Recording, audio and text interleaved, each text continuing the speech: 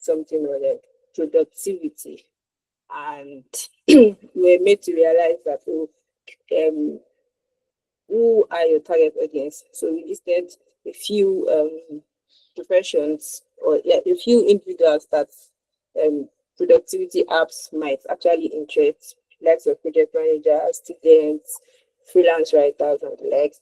Then we also picked a particular occupation in which you pick the project manager.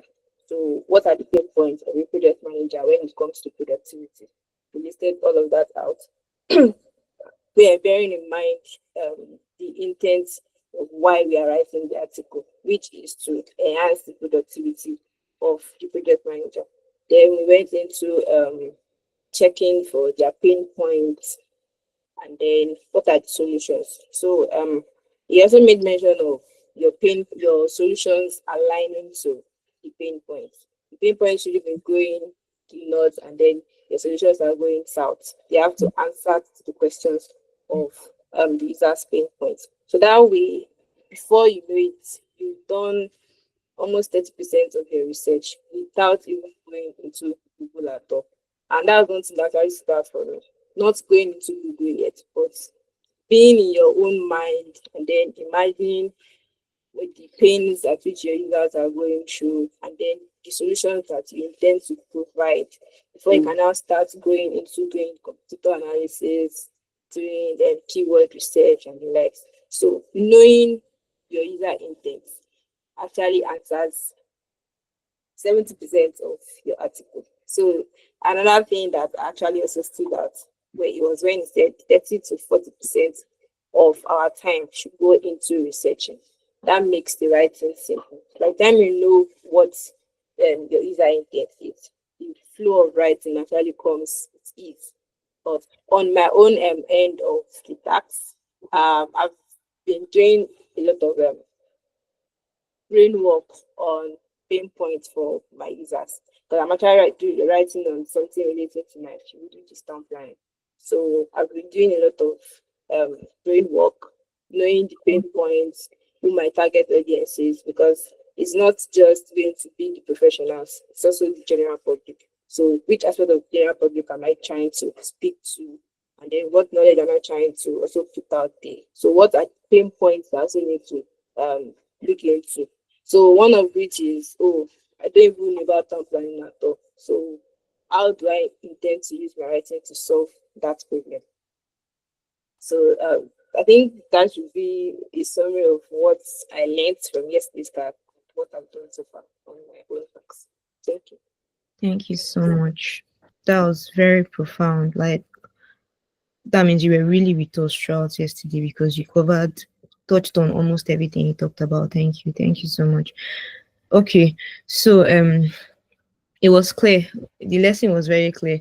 Like, one of the things I mentioned in my course also was that all this talk about keyword research, SEO, all of those things are somehow secondary, right?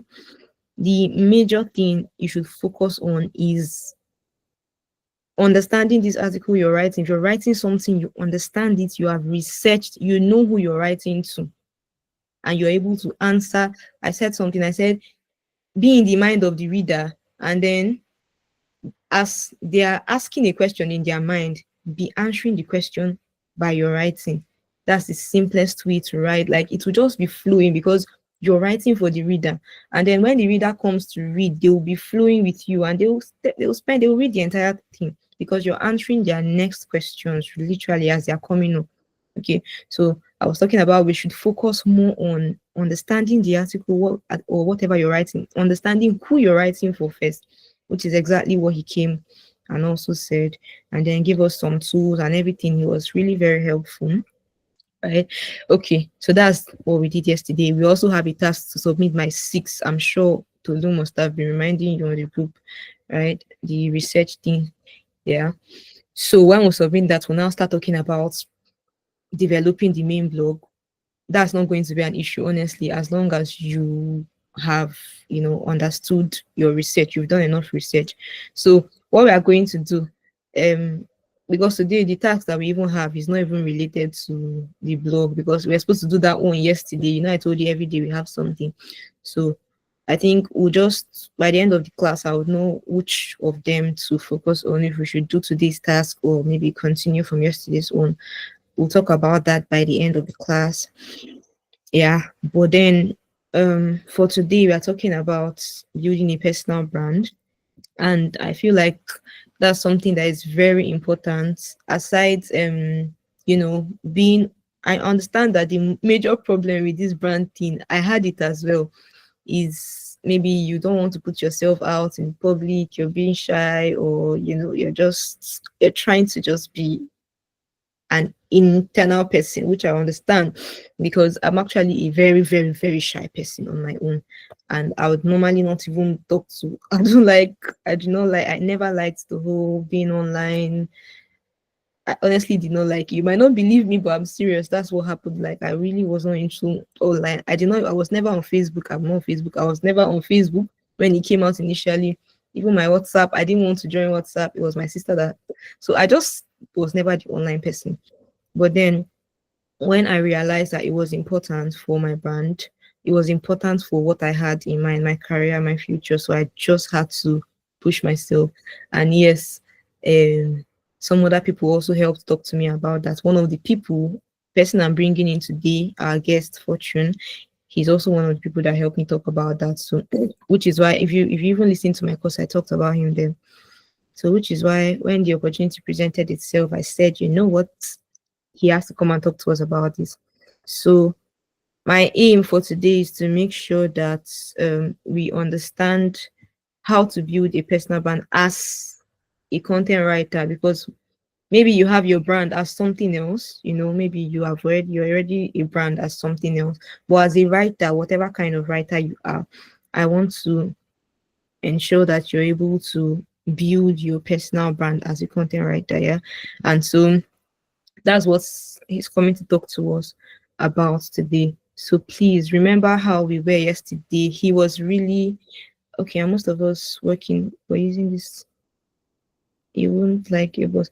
Okay, okay, okay, okay. Oh, okay, okay. You're saying that okay, your people that are already working, and then you don't want your boss to know that you're doing this. Oh, I understand. Do me a favor, right? See this question, please keep it. Once our guest finishes, ask him. It's a very important question. Ask him, how do you manage building your brand when you're working, and do you understand?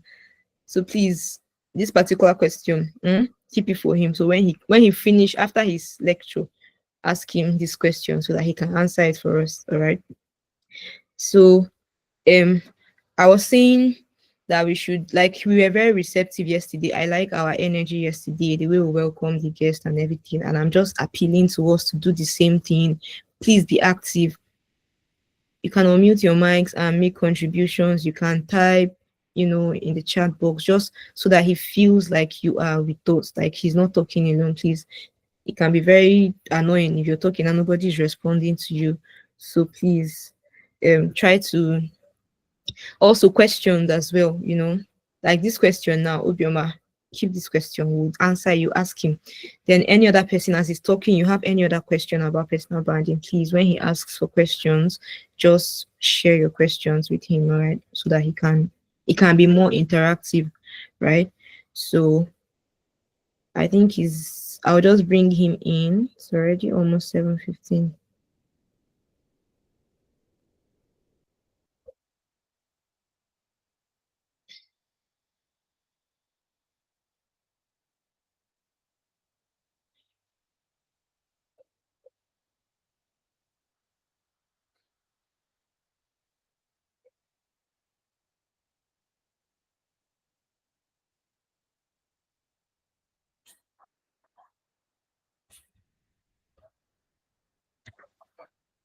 Okay, so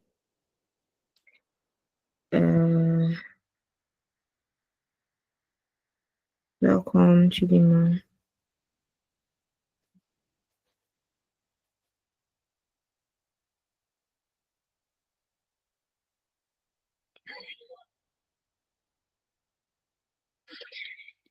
Yes, so he's trying to join in. So he's going to join us in a minute. Please, let's not forget to be welcoming to him, right?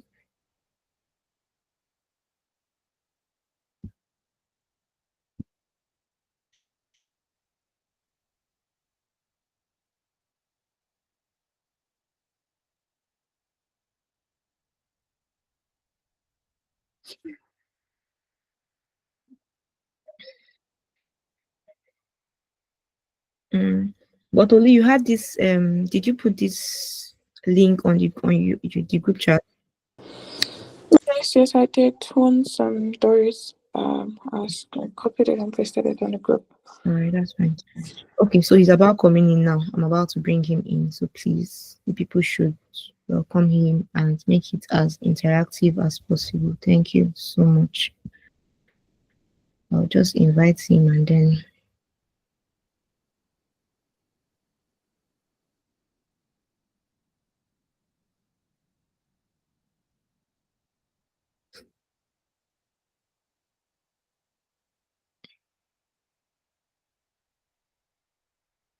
Okay. Hi, Fortune.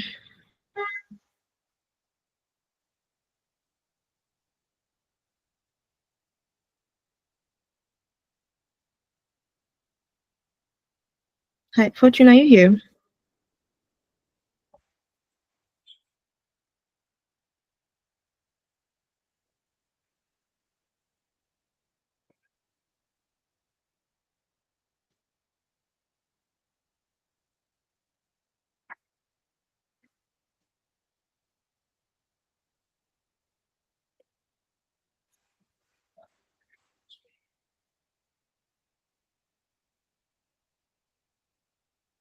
Uh,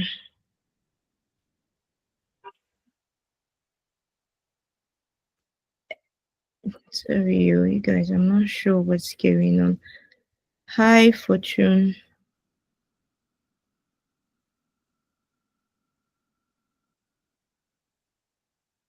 Mm,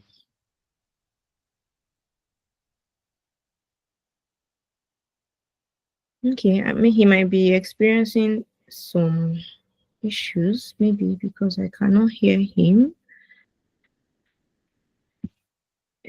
Fortune, please, if you're here, let us know because I'm seeing you in the meeting, but we cannot hear you. So if you're here, please let us know.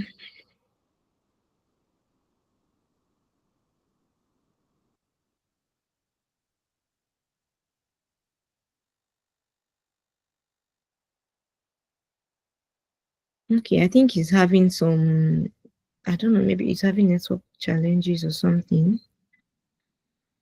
But let's just give him a minute. I'm sure he's going to. Okay, he has joined again. Fortune, are you here?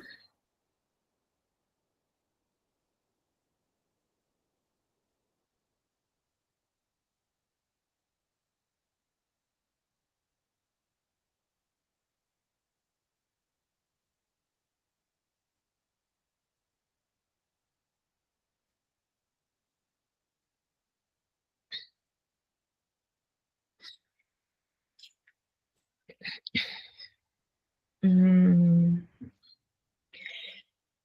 okay, well, let's just give him a few minutes because I think he's coming in and going out. I'm not sure what's going on, but he said he's in and he's talking. Cannot hear you.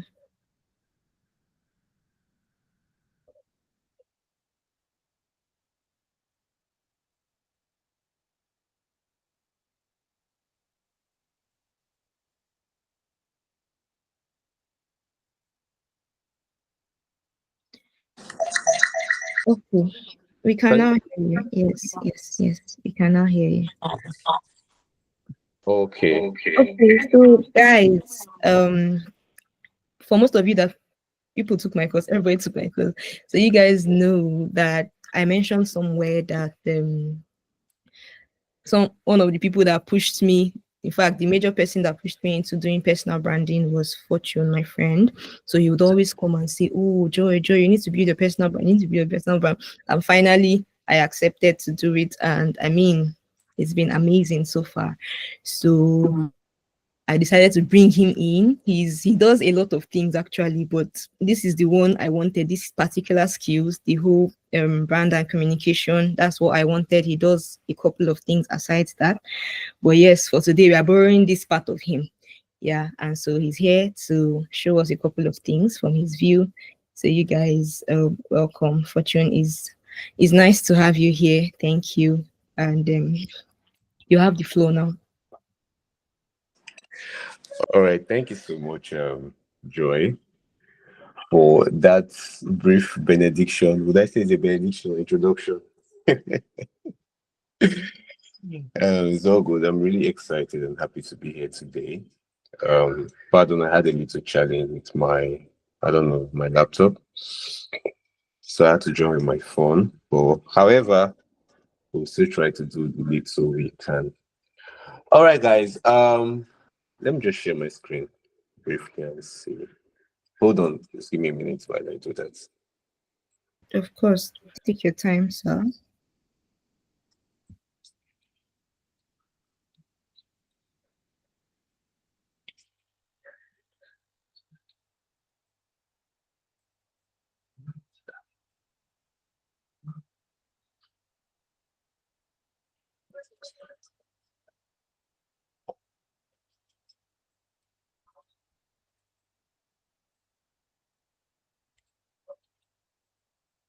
Okay. Okay, kindly confirm you can see my screen.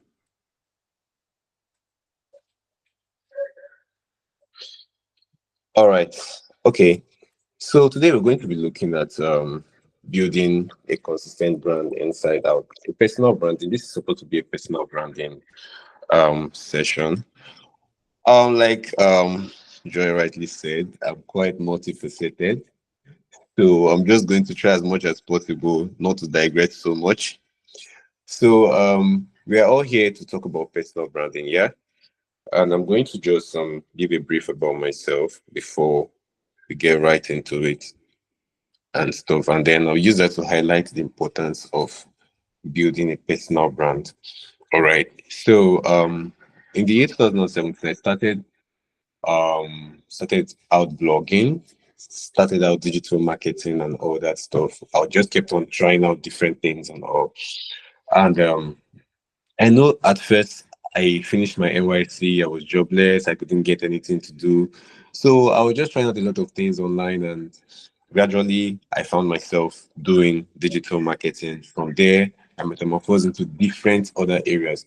But then something was striking. I found out that I spent more time building other people's dreams, because as a digital marketer, social media marketer or manager, you're working for other brands. Yeah. And there was really nothing for myself. So it was quite a disadvantage for me. But then I looked at it, I was like, there's actually more that can be done out of these many skill sets that you have. And then I decided to invest in my personal brand. Now, for the people who know me personally, there are quite a few things that they can say about me when they meet me. Okay, Fortune is this, Fortune is that, Fortune is friendly, Fortune is easygoing, and all that stuff. And I looked at it, I was like, okay, people have this particular perception of me. Why don't I take this perception of me and use it to my advantage? So this brings me down to personal branding. Yeah, personal branding is just basically, let's say, for example, you're you're doing a particular thing. Yeah, you're known for a particular thing. How are you able to build a brand that people? How are you able to position yourself in such a way that people don't just love you because of what you do, but love you because of who you are? People don't just love you because of what you do, but because of who you are. That's something to actually think about. So, because I like to look at personal brands or personality brands, okay, there are two different things, but I'll explain as we get to the training, as brands on or branding on leverage. All right. So basically, what you're doing is you're positioning yourself in such a way that in case you decide to expand or shift from doing a particular thing to doing something else, your community would find it easy navigating it. It's more like they are interested and invested in every aspect of your growth and every aspect of your journey. I don't know if you're getting, if you're flowing with me, just I don't know, signify by raising your hands or something. Okay, great. So I told somebody something. I said Cristiano Ronaldo is known to be a footballer, yeah. But I said that if he should go from football right now to start acting movies, he will still be very, very popular. People will still love him, people will still follow him. Why? Because over the years he has built a brand that people know, like, and trust. He can decide to go into any other business, any other venture. People will still patronize that because of Cristiano Ronaldo, just because of the love they have for him. So over the years, I've done like a couple of things, different kind. I like to look at myself as a digital hustler. Yeah. So recently, I started out a new brand, and I was sharing with Joy. I was sharing with Joy recently. I said I started it newly, and then I just realized, okay, I gave it a different name. I went by the name like everybody in the industry calls that particular business, and I noticed that it wasn't really standing out. So I now remembered, okay, there's already an existing brand. There's a King Fortune brand that people already know, already like and trust. And I had to now rename that brand. If you check my Instagram, you would see that I tagged that King Fortune visual. I'll talk more about that later, anyways. So I now noticed that people just started connecting with that brand because it was, oh, it's Fortune's thing, it's Fortune's thing, it's Fortune's thing. They just started connecting with it. So I started getting referrals, started getting people reaching out to me because of the brand King Fortune. So personal branding is all about positioning yourself in such a way that amidst your skills and the different things you do, people can actually connect with you in such a personal way that in case you decide to switch career paths and all that, it is easy for them to navigate that path with you. That being said, I think we can now get into our slide. All right, so we're going to be demystifying the word brand. I'll take for granted that, okay, would I say I'll take? I wouldn't take for granted that we all know what branding is, but even if I know, we know anyways. But just they say repetition makes for emphasis. So I'm just going to start with the basics and then we'll get on from there. All right, so what's the brand? A brand is a personality that identifies a product or service. So it is how people perceive you wherever they interact with your business, both the impressions you can control and the ones you can't. So the thing about branding is you don't really have 100% control over how people see you. But what you can do is you can influence how they see you. For example, if you see somebody for the very first time, and you see maybe the person had a stressful day, and you now see the person yelling at somebody, this person was very rude. Somebody will tell you that this person is a very nice person, and you'll be like, no, no, no, this person, you can bet your life on it that this person is a mean person. But somebody who knows the person, that this person is a nice person. So the reason you had that perception is because of the first impression that you already have. Now, unknown to that person, somebody else is already creating an impression based off what that person did then. But that doesn't necessarily define that person. Now, I'm going somewhere with this now. So when it comes to branding, yeah, what you're trying to do is to make sure that the public perception that people have of you aligns with the perception you have of yourself and the perception you want them to have of you. That's where branding, personal branding comes in. You want to make sure that the perceptions align. So you can do this through the narratives that you intentionally put out. We're going to be talking about that in detail. So I said a brand is a personality that identifies the product or service. It is how people perceive you wherever they interact with your business, both the impressions you can control and the ones that you can't. So one striking thing to note here is that a brand's worth is as good as its name. So the name Cristiano Ronaldo is currently worth over $800 million to about $1.2 billion. That's the last time I checked, 2025. The name Kim Kardashian is worth $1.7 billion. One person, Kim Kardashian, and the baba of them all, The purpose of them are the name Elon Musk is worth $421 billion. A brand is as good as its name. All right. So as you're building your brand, you ask yourself, what do you want this my brand to be worth? In, let's say, in the next 2 years, 3 years, 4 years, 5 years, 10 years, what should this brand be worth? Whenever you think about this name, what's that striking thing that comes to people's mind? So it's something that you should start from now to start ideating before you get there. So what then is branding? Branding is the process of creating a strong positive perception of how your company and its products, a strong positive perception of your company and its product in your customer's mind. Now, for this particular context, your company now is a company of one. That's yourself. You are your company. You are your product. You are your service. You are everything. All right. And that striking thing to note here is branding is about telling a positive, compelling story to a clearly defined audience who would stake their lives for you in good and bad seasons. Something recently happened in my church on Sunday. Someone was talking. He was shading my pastor. He's an Arsenal fan. Arsenal lost. So we were just shading him that Arsenal lost with everything that he normally, the way he hypes Arsenal. So you know this thing about footballers. Footballers would stake, I would say would stake their lives. They can, if you see that footballers are arguing about matches and about their clubs, you will be amazed. Like, I mean, it's not like these guys are paying you any money. Like literally, Chelsea is not paying you. Man is not paying you. Barcelona is not paying you. So why are you so invested in them? Why are you so now my club, now my club? Why is it that you're just trying to everything you want to defend that club? So whether they are winning, whether they are not winning. So I see some people laughing.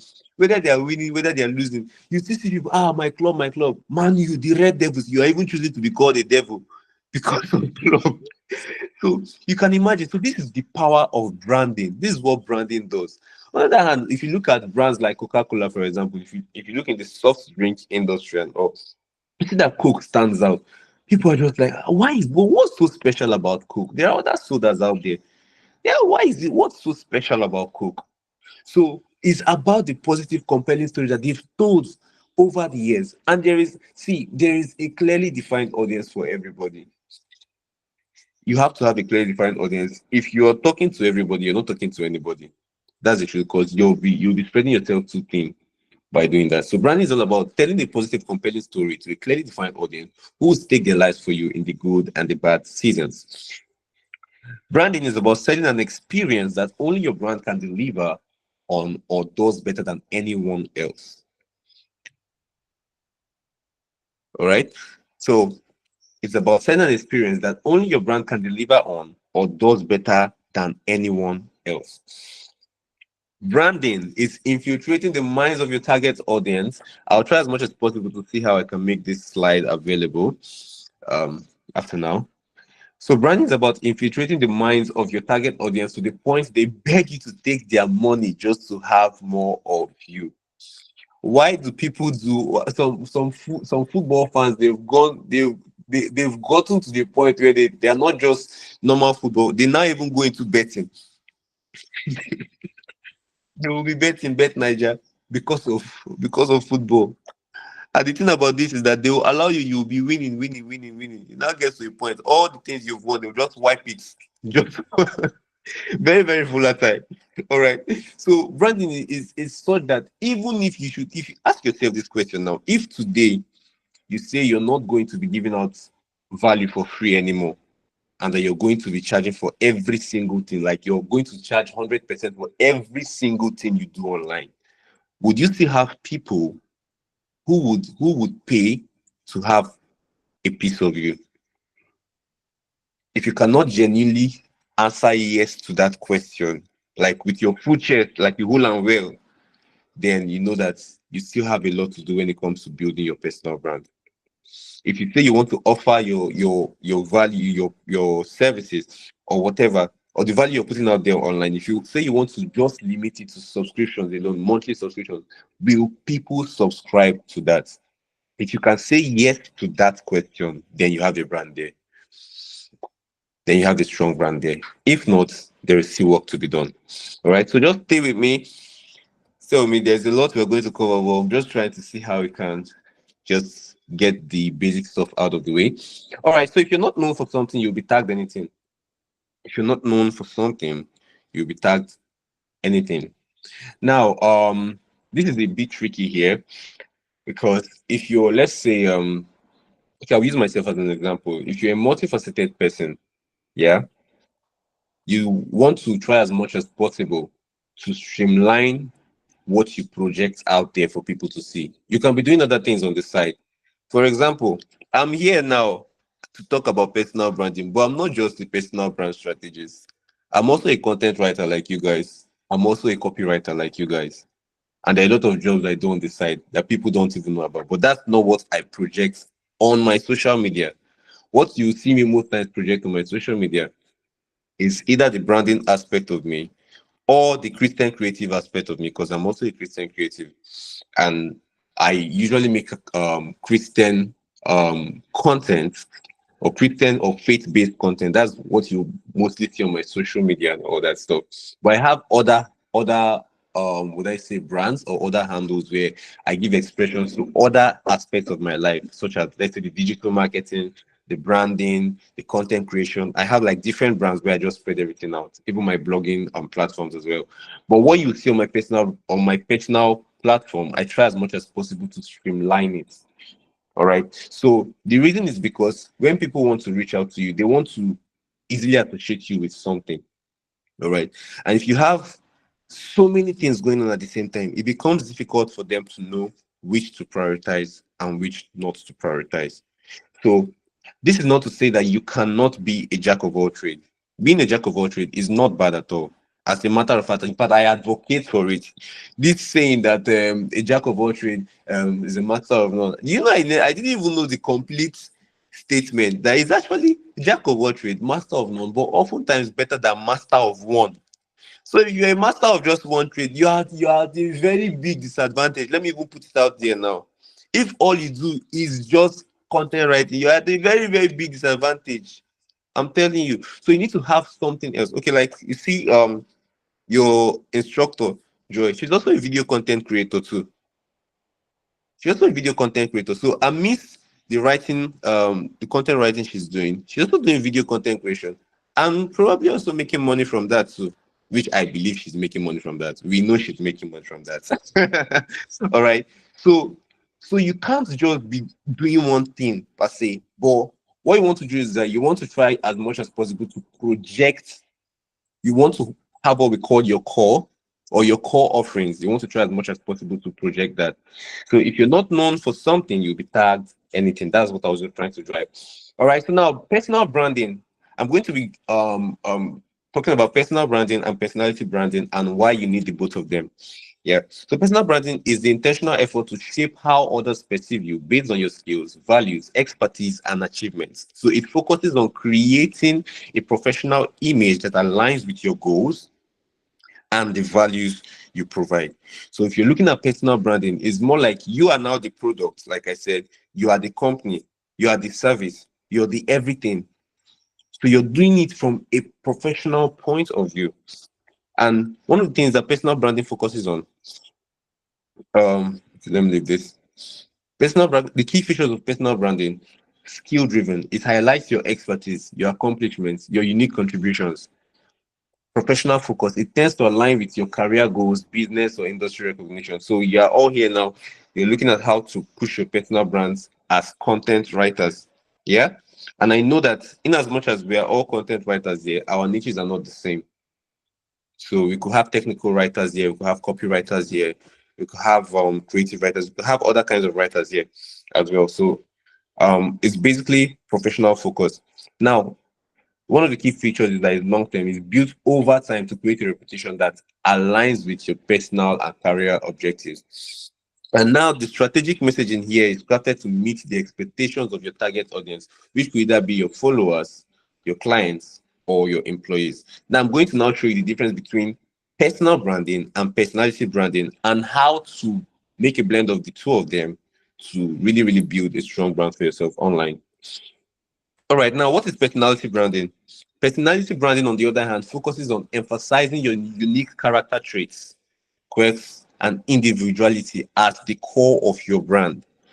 If you remember what I said earlier when I started, I said Cristiano Ronaldo, if he should leave football right now and venture into any other line of business, he will still stand out.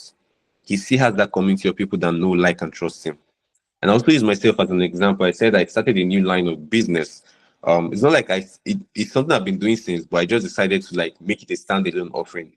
And I had a lot of people reaching out because it's a Fortune or a King Fortune brand thing. You get, so that's the power of personality branding. It still overlaps with personal branding, but this one focuses basically on your unique character traits, your individuality as the core of your brand. So it's about letting your natural personality shine to connect with your audience on a personal and emotional level. This is actually what connects you to the heart of your audience, your personality. So initially they may follow you because of your services, your skills, your knowledge that you offer and all that. But over time, you want to strategically make sure that they don't just stay because of what you have to offer, but they stay because of your personality. So they begin to see themselves in you, or they begin to see you as either their brother, their father, their mother, their mentor, or something. They just have some kind of emotional bond with you. All right. So this is the power of personality branding. Now, the key features of personality branding are: number one is character driven. So it highlights traits like humor, relatability, empathy, or charisma. I'm going to ask you guys something. You will just be checking my slide and I will ask you if you noticed something, but we'll get to that. So highlights character traits like humor, relatability, empathy, or charisma. Emotional connection. It is built to resonate with an audience by showcasing your authenticity.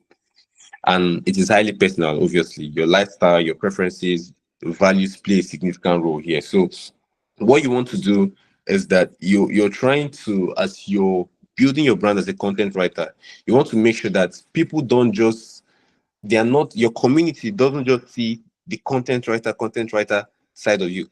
They want to connect with you as a human being. They want to connect with you as a person. Let's say your name is Stella. Why is Stella Stella? Why should I even care about Stella? Why should I love Stella? What's so special about Stella that makes her different from other? All right. So that's one of the things that personality branding does. Now we're going to be looking at personality branding through brand archetypes, or like some people would say archetypes.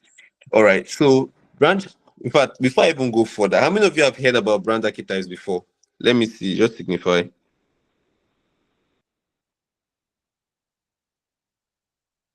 Okay. How many of you have not heard about brand archetypes before? Okay. Okay. All right. All right. So we are on track. All right. So brand archetypes basically are personality-driven frameworks that shape the way your brand communicates, engages, and resonates with your audience. So, for example, and we have like different brand archetypes, but because this is just content writers, we are content writers here. So I'm going to limit it to just 5 brand archetypes. All right. So they provide a clear identity and style that aligns with your target market. So now the first brand archetype here for content writers that you can adopt is the creator brand.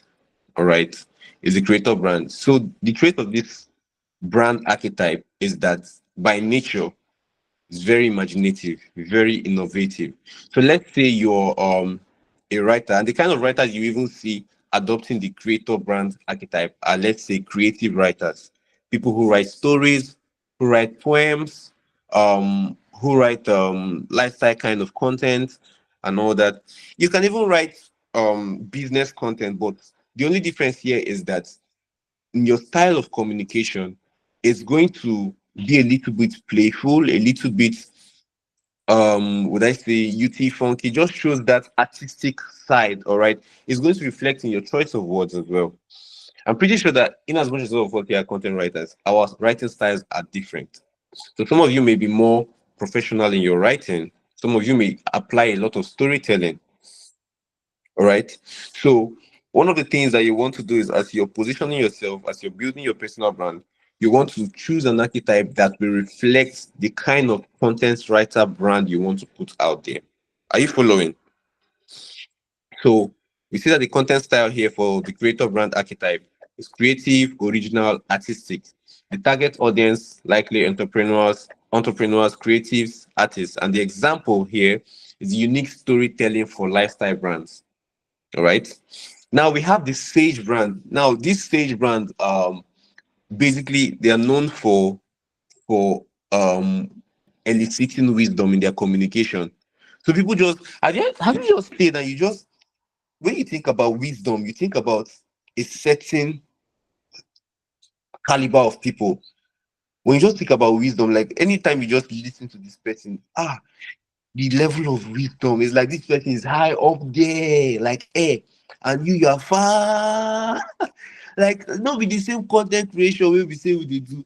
That is that when I talk to this person, it's like more like I never even start. Like there's just something this person knows that is outside the ordinary.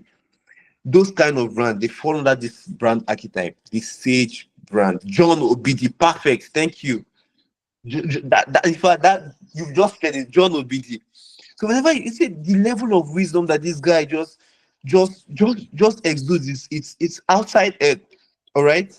You can see that this is it differentiates him from other people with the same level of expertise that he has. All right. So the Sage brand, this kind of brand archetype is knowledgeable and very insightful, and it reflects in their communication style. All right. So the content style, research-driven content, and fall under this category. So they're talking to you with facts, with case studies, with like it's really, really in-depth. All right. And it's educational. The target audience that will flow easily with these brand archetypes are professionals, people in tech, finance, those serious people and whatnot. All right. The examples that you see here. Yeah. Obioma is asking, can someone have this? Yes, you can have a blend of the two. Like for me, I'm a blend of like 2 or 3 archetypes, brand archetypes. I have the creator, I have the sage aspect of me, and I also have the rebel. But let's we'll talk about that later. Oh, you've noticed you do. That's great. That's great, Obioma. Great. All right. So you can have a blend of more than one of this. Um. All right. Another brand archetype here is the hero. All right. So the traits, they are courageous, they are bold, they're always daring to do great things. All right. So you can see that the content style that they use is usually motivating or action driven. You just if you engage with these kind of brands, for example, you just find that I started following this brand, you just notice that you become more motivated to do things. If you are scared about taking certain kind of actions before, all of a sudden you don't even know where it comes from. You just see that hunger for for daring great things. You just see that hunger for self-improvement. You just see that hunger for just being better.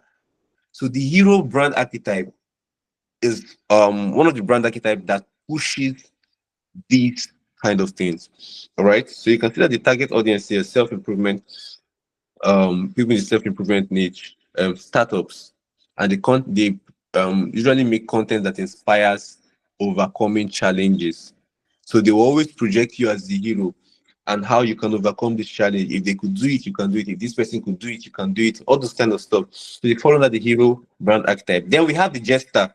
So the trait is fun, playful, humorous. You know, I said I'm a blend of like 3 of them. I know I have this gesture too. It's part of my personality. Yeah. All right. It's part of what makes me me, anyways. So they're fun, playful, humorous, and the content style is engaging, entertaining. The target audience usually are youthful, people who enjoy humor, who enjoy, making light of serious situations. All right. They're trying to communicate. If a jester comes here now and is teaching you about personal branding, or a jester comes and is teaching you about content writing, you will laugh half of the time. Like you will laugh. But at the end of the day, you still get what the person is trying to communicate. Now, as I'm saying these things, now I know some of you are now reflecting and seeing, like, you're seeing some people, some brands you follow, some personal brands you follow, and you're literally like putting them into different categories. Yeah, okay. Obioma just affirmed to that.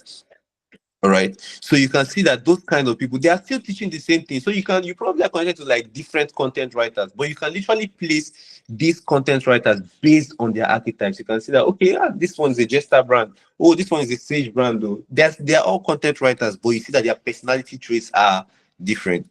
So now you know that. And the thing is that once they have these things, it is they make sure that they're intentional in their communication style. Joy, you have this too. All right, so it shows in their communication style as well. All right, you see the the kind of captions that you put out usually are humorous social media captions.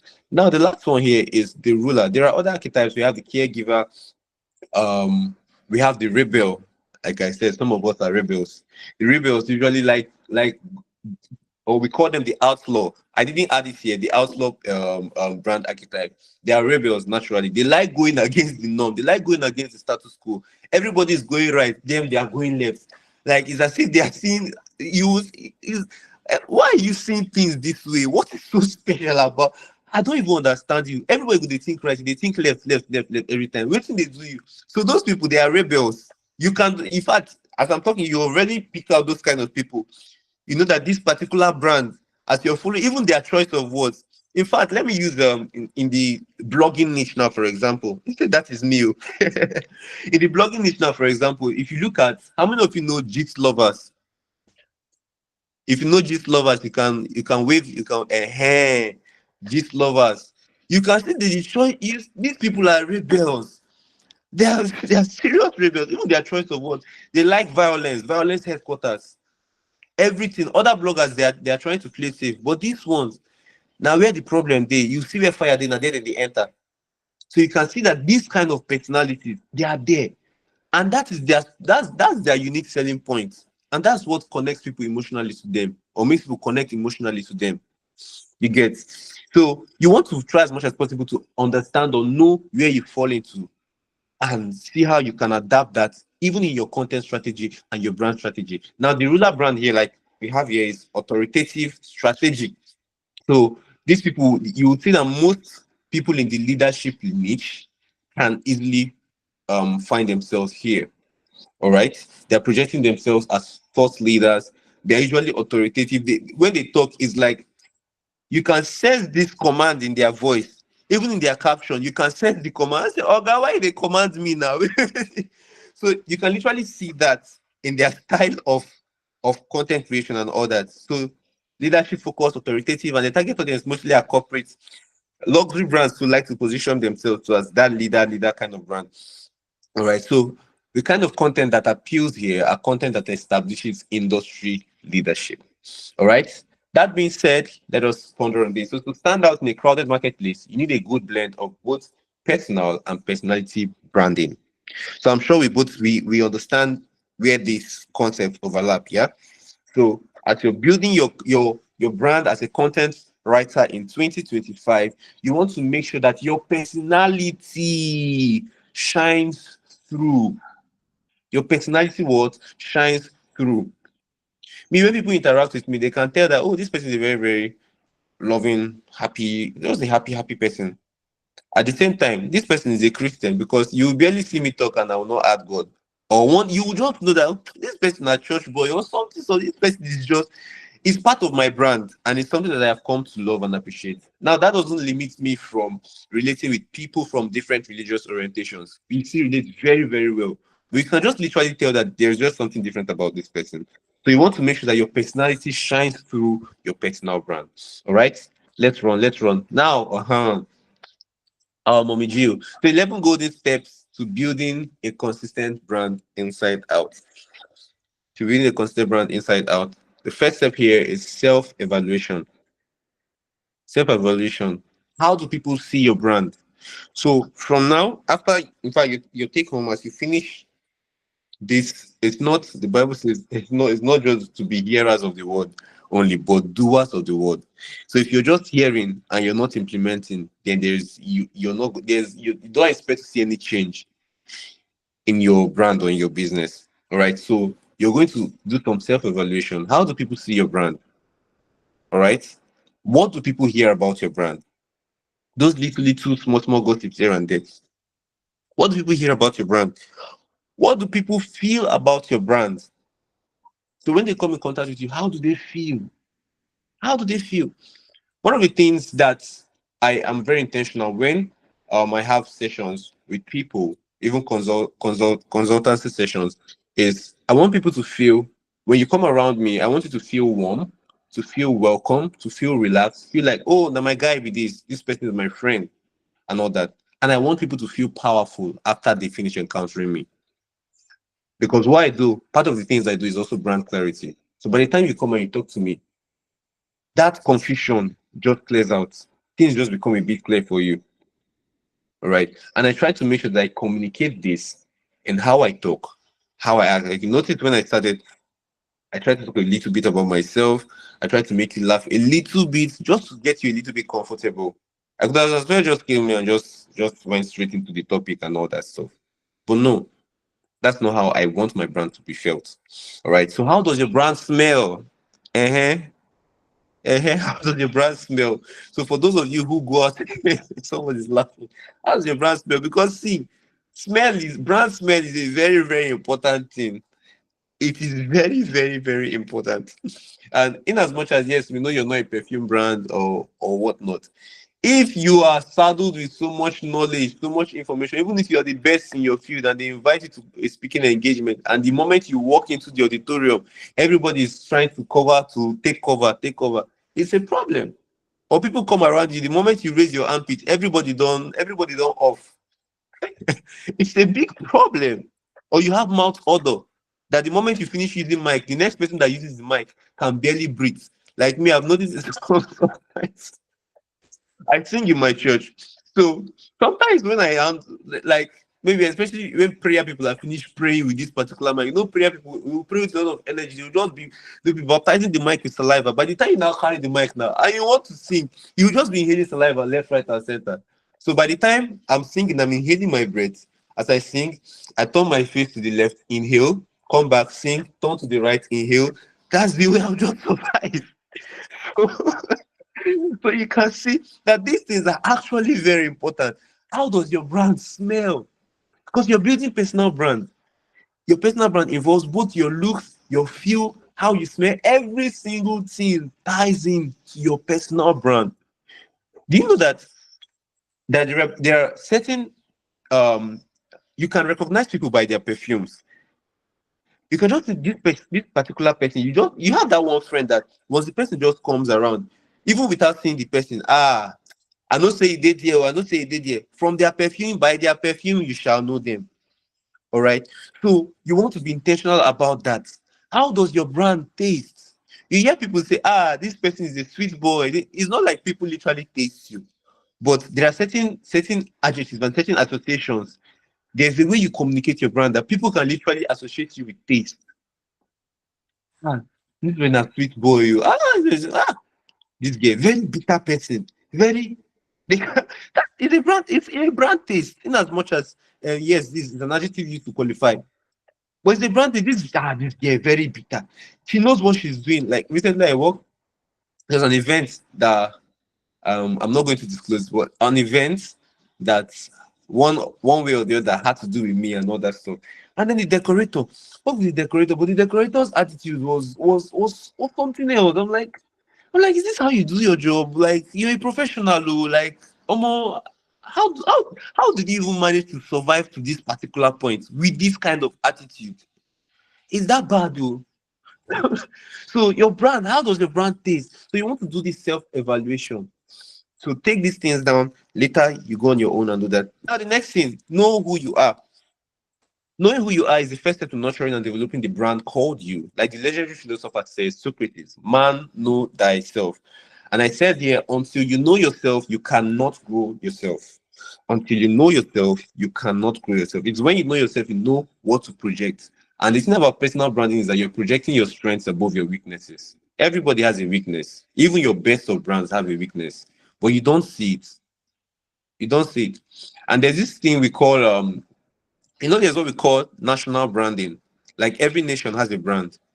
Nigeria has a brand, branded for corruption. God, I beg. Spain and his cohorts. So you just go, you go online and you search about Nigeria, you see all manner of things. You see SARS, you see Boko Haram, you see ICE, you see terrorism, a lot of things, and it's not good. It's national branding. But you see, if you check America and all that, it's not like they don't have bad things. There are bad things that happen there. They have their negative side. They also rig election. They also do things, but you don't see it. One way or the other, they just have a way of covering their track and all that.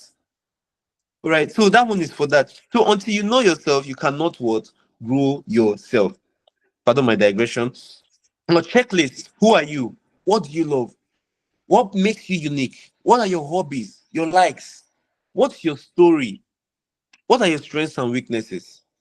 What's that one thing you do even if you weren't paid for it? I don't know if it is content writing for some of you, Sha. If you can answer genuinely. If it is content writing, all the best. Bless God. So you want to have all these things, all these questions answered as you build your personal brand. All right, let's run. Let's run. Okay, I said something about my slide. Okay, I'll just ask before we continue. So far, what have you noticed from my slides? How, if you were asked to describe me, like my personality, what would you say? Okay, I'm seeing somebody said my brand color is white, black, and yellow. Perfect. And this has been highlighted in all your pages. Okay, great. Color. What other things did you notice? Images that align with it. Humorous. That's what I was looking for. Use of memes. Thank you. So you can see that this is brand communication I am doing right here. I'm not just coming here to give you theory, but I'm actually showing you practicals alongside. So I try to make sure that I communicate this every way. As I am talking with you, I say things, I make you laugh one way or the other. My slides, so you can see that I am still infusing a little bit of humor here and there. If you look at my pictures, you will see that these are pictures that communicate this happy. And you see the colors that I chose: yellow, black, white. Yellow stands for warmth, stands for happiness. There's what we call color psychology in marketing. In fact, that's your assignment. Later, go and browse about it. Color psychology. I know that. Yellow, warmth, friendliness, welcoming. All right. So you can see my pictures to reflect that yellow aspect of me. White, clarity. Black, power. I told you that once you come in contact with my brand, I want you to feel powerful. I want you to gain clarity. And I try to communicate that in every way. You can see me smiling left, right, center. I can go on and on and on and on and whatever, whatnot. Anyway, so that's one of the things. Now, next thing here is clarify your brand message. What's your brand about? What is your mission? What's the long-term vision? What's your brand promise? How do you achieve, or how do you want your brand to be perceived? Rather, your vision is where. Your vision tells you where. Your mission says what. Your strategy is how you get that done. And all this is tied to your purpose. I'll say it again. Your mission or your vision tells you where you're going or where to go. Your mission is the what. All right. Strategy is the how. So you want to make sure that you clarify your message. Now, this now is for your personal, personal. And you're going to come up with a vision statement that is beyond yourself, your life as a content writer. You as a person, you as Obioma, Akin Muladun, sorry if I Doris and all that. As a person, what's your vision in life? What's your vision? What do you stand for? How do you want to be perceived? What's the long-term goal? How do you reflect this in every single thing you do? I'm going to show you here now. Since you're crafting a vision statement, think of nouns that describe who you are. Are you a teacher, a coach, instructor? Now, this has nothing to do with your content writer profession, but your personality as yourself. So I'm just going to say something. So think of the nouns that describe you: teacher, coach, instructor, problem solver, musician. What are you? Add verbs of how you would like to be in the world. All right. Would you like to inspire? Would you like to educate, inform? Would you like to sell? Then add your picture of what a perfect world will look like. So, for example, personally, I picture a world where people are free to live their best possible despite the trying seasons of life. And I'm going to show you how this ties into my vision statement as a person. All right, at Fortune first before any of my brands. So at Fortune Wobidi, My vision is to inspire and help people become the best versions of themselves. That's the reason why I'm even here in the first place. So from the above, you can see that I seek to be a motivator, a life coach, and you can infer that my picture of a perfect world is where people become the best versions of themselves. So, in as much as I do whatever I do, I try to make sure that I communicate this in every single thing I do. In my Christian-based content that I create, even in my blogs and posting sermons and all that stuff, I want people to become their best versions in Christ. I want them to come to the realization of their authority as believers, of who they are in Christ Jesus, that they can be, there's a lot of capacity in their inner man. They can be better people. So I reflect that in that aspect, in the Christian aspect. Now, in the personal branding aspect, I want people to be powerful. That you look at yourself, you can literally track your growth from point A to point B, how you were able to overcome certain hurdles, how you were able to become better. All right. Your instructor told you, I've been telling her this thing like since personal branding, personal branding. Allow me to toot my horn. Personal branding, personal branding. This was like years ago. But now she's doing it. And she's really, really doing great at it. Really, because the thing about personal branding is that the moment you've built it, you've built it. You can leverage, you can use it to do it. It's a leverage. You can go into any other thing that you want to do as a person. So you want to make sure that your vision statement as a person reflects it reflects in every single thing you do. So as a person now, what's your vision statement? And how does this tie into your content writer profession? What's your vision? All right. So that's something that you want to make sure that you do. Our previous vision here is to be a teacher and to be known for inspiring my students to be more than they thought they could be. All right. And she reflects this in the things that she does in the society. You know, she's quite influential. All right. We have Elon Musk here. Elon Musk says that brand is just a perception, and perception will match reality over time. Perception will match reality over time. The Bible says in Habakkuk 2:2 that write the vision plain upon the tables that he may run that readeth it. So, what is your vision? Because that's what's going to actually help you to bring you back on track in case you start going off course. All right, let's just run. All right. Number 3 here is establish your brand values. So brand values are a set of guiding principles that shape every aspect of your business. They affect the choices you make and the actions you take. So if you have certain brand values, they determine, for example, the kind of influencers you work with, the kind of brands you collaborate with, the kind of trends you should jump on, the kind of trends you should not jump on. It's not everything that you see trending that you must follow.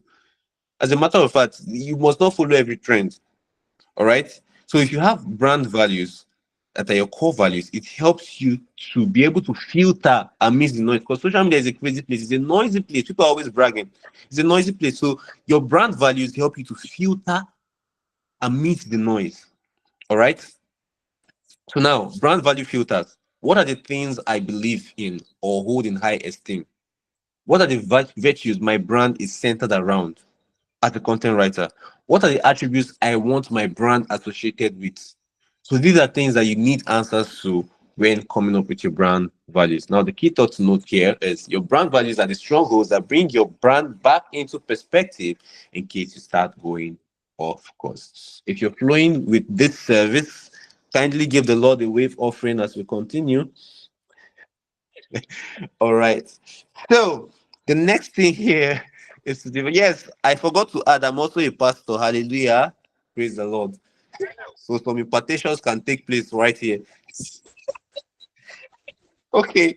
So the fourth thing you don't do. Thank you. Obiema said I can see. Thank you. You don't do, thank you.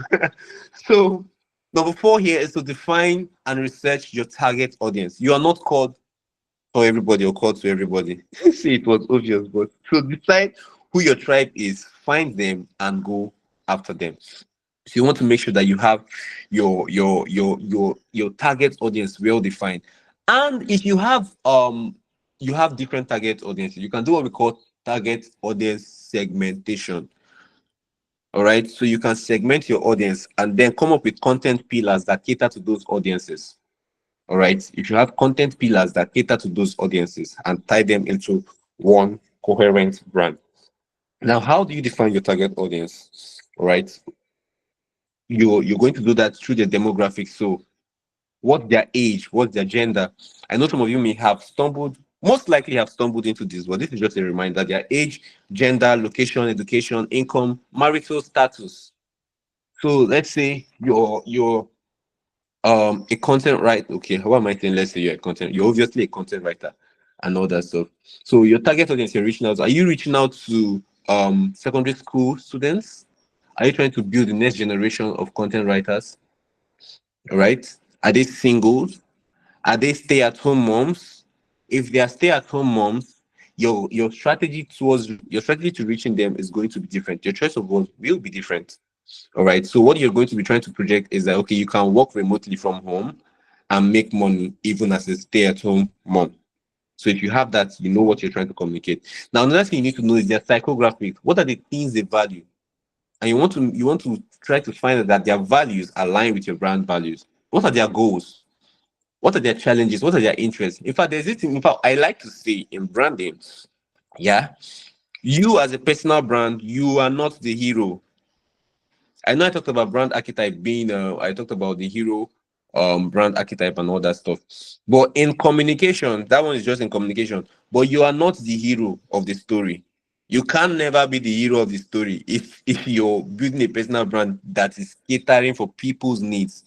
Your target audience are the heroes. You are just a guide, a mentor, a sage, a roadmap to help them achieve their journey, all right, or to get to their destination. So if you have this mindset, it's going to help you it's going to filter the kind of content you create. So you're not going to be putting out trashy content because you're not going to put feel good content because you feel like it. You're not going to be putting out content that you want, but you're going to be putting out content that they want because they are the real heroes and not you. All right. So yes, you need to understand their psychographies, their goals, their challenges. What are the things that interest them? Hobbies, lifestyle. All right.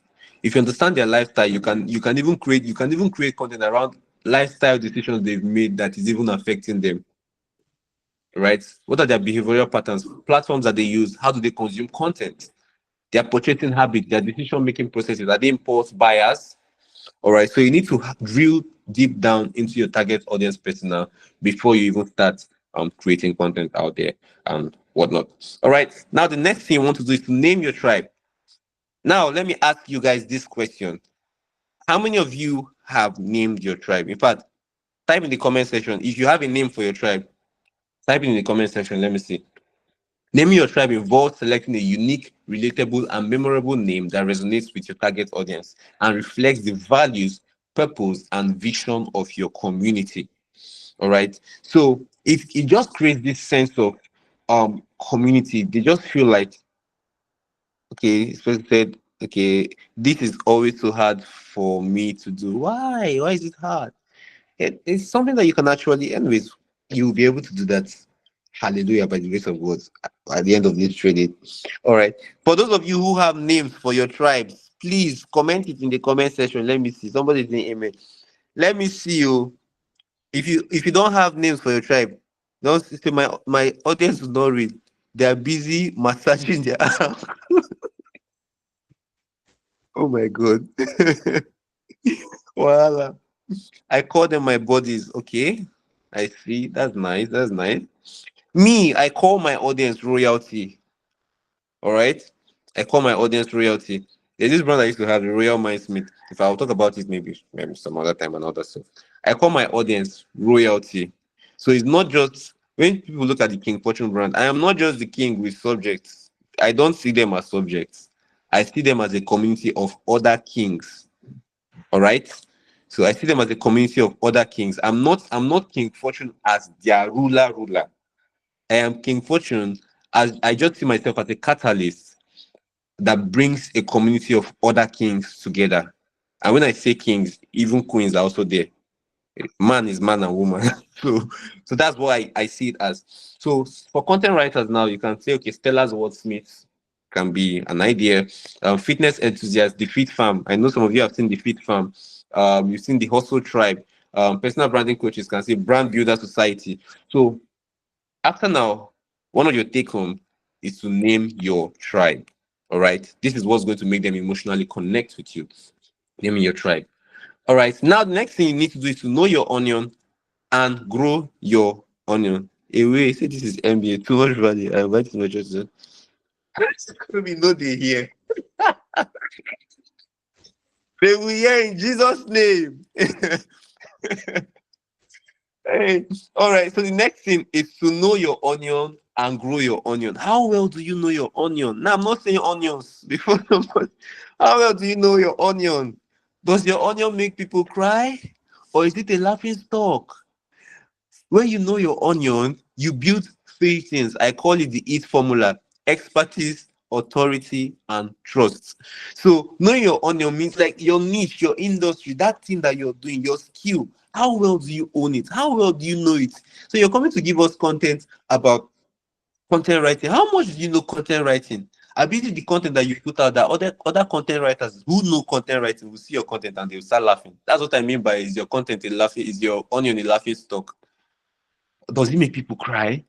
So you want to make sure you know your onion very well. And you can do this by personal development, by what you're even doing here.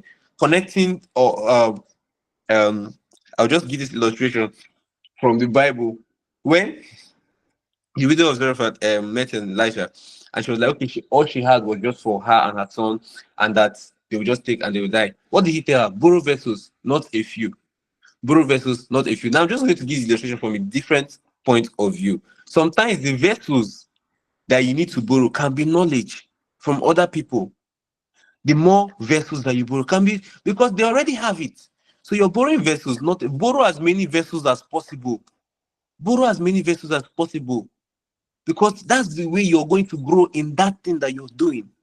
Your vessel may be too small, so you want to borrow as many as possible. All right. So this helps you to establish expertise, authority, and trust. And the church say amen. Now, the next thing that easy part, you can achieve this by investing in knowledge and connecting to mentors in your field. Okay, I've already said that. Now, the KPP framework of stellar personal brand wheelers. Now, this is my own, you're not going to see, and I'm going to talk about it here when I talk about personalizing or naming the wheel. Now, the first thing here is to know the wheel. That's knowing your onion, know what you do, content writing, whatever, whatnot. The next thing you want to do is to personalize and name the wheel. So this simply means taking on existing or already existing concepts and making it yours. It entails breaking down, dissecting your niche, and having a unique style or pattern in your niche that can be easily traced to you. All right. So, for example, now some other personal brand, whatever, can come here and be talking about this same thing, and the title here may be how to grow your craft or whatnot. But for me now, I have a name for it. It's the KPP framework. It is my own framework. You're not gonna see it online. Go and look for it. You won't see you. You're not going to see it in this way. You won't see know the wheel, personalize and name the wheel, project the wheel. Now my own coinage.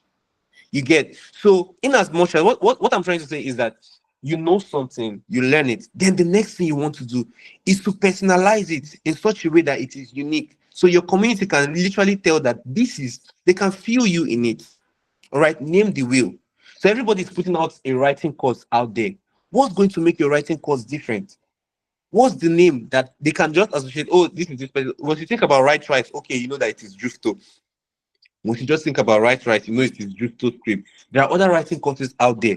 And so you know the wheel. The next thing what is to name the wheel, and then the third thing here is to project the wheel. All right. So you can see that you're not trying to reinvent the wheel. You're just naming it to suit your own brand. If you're following, you can just give a wave offering there. Then the next thing here is to craft a personal brand positioning statement. How many of you have a personal brand positioning statement? Let me know in the comment section. If you have a personal brand positioning statement, just give a wave offering. Let me see. Okay, you do?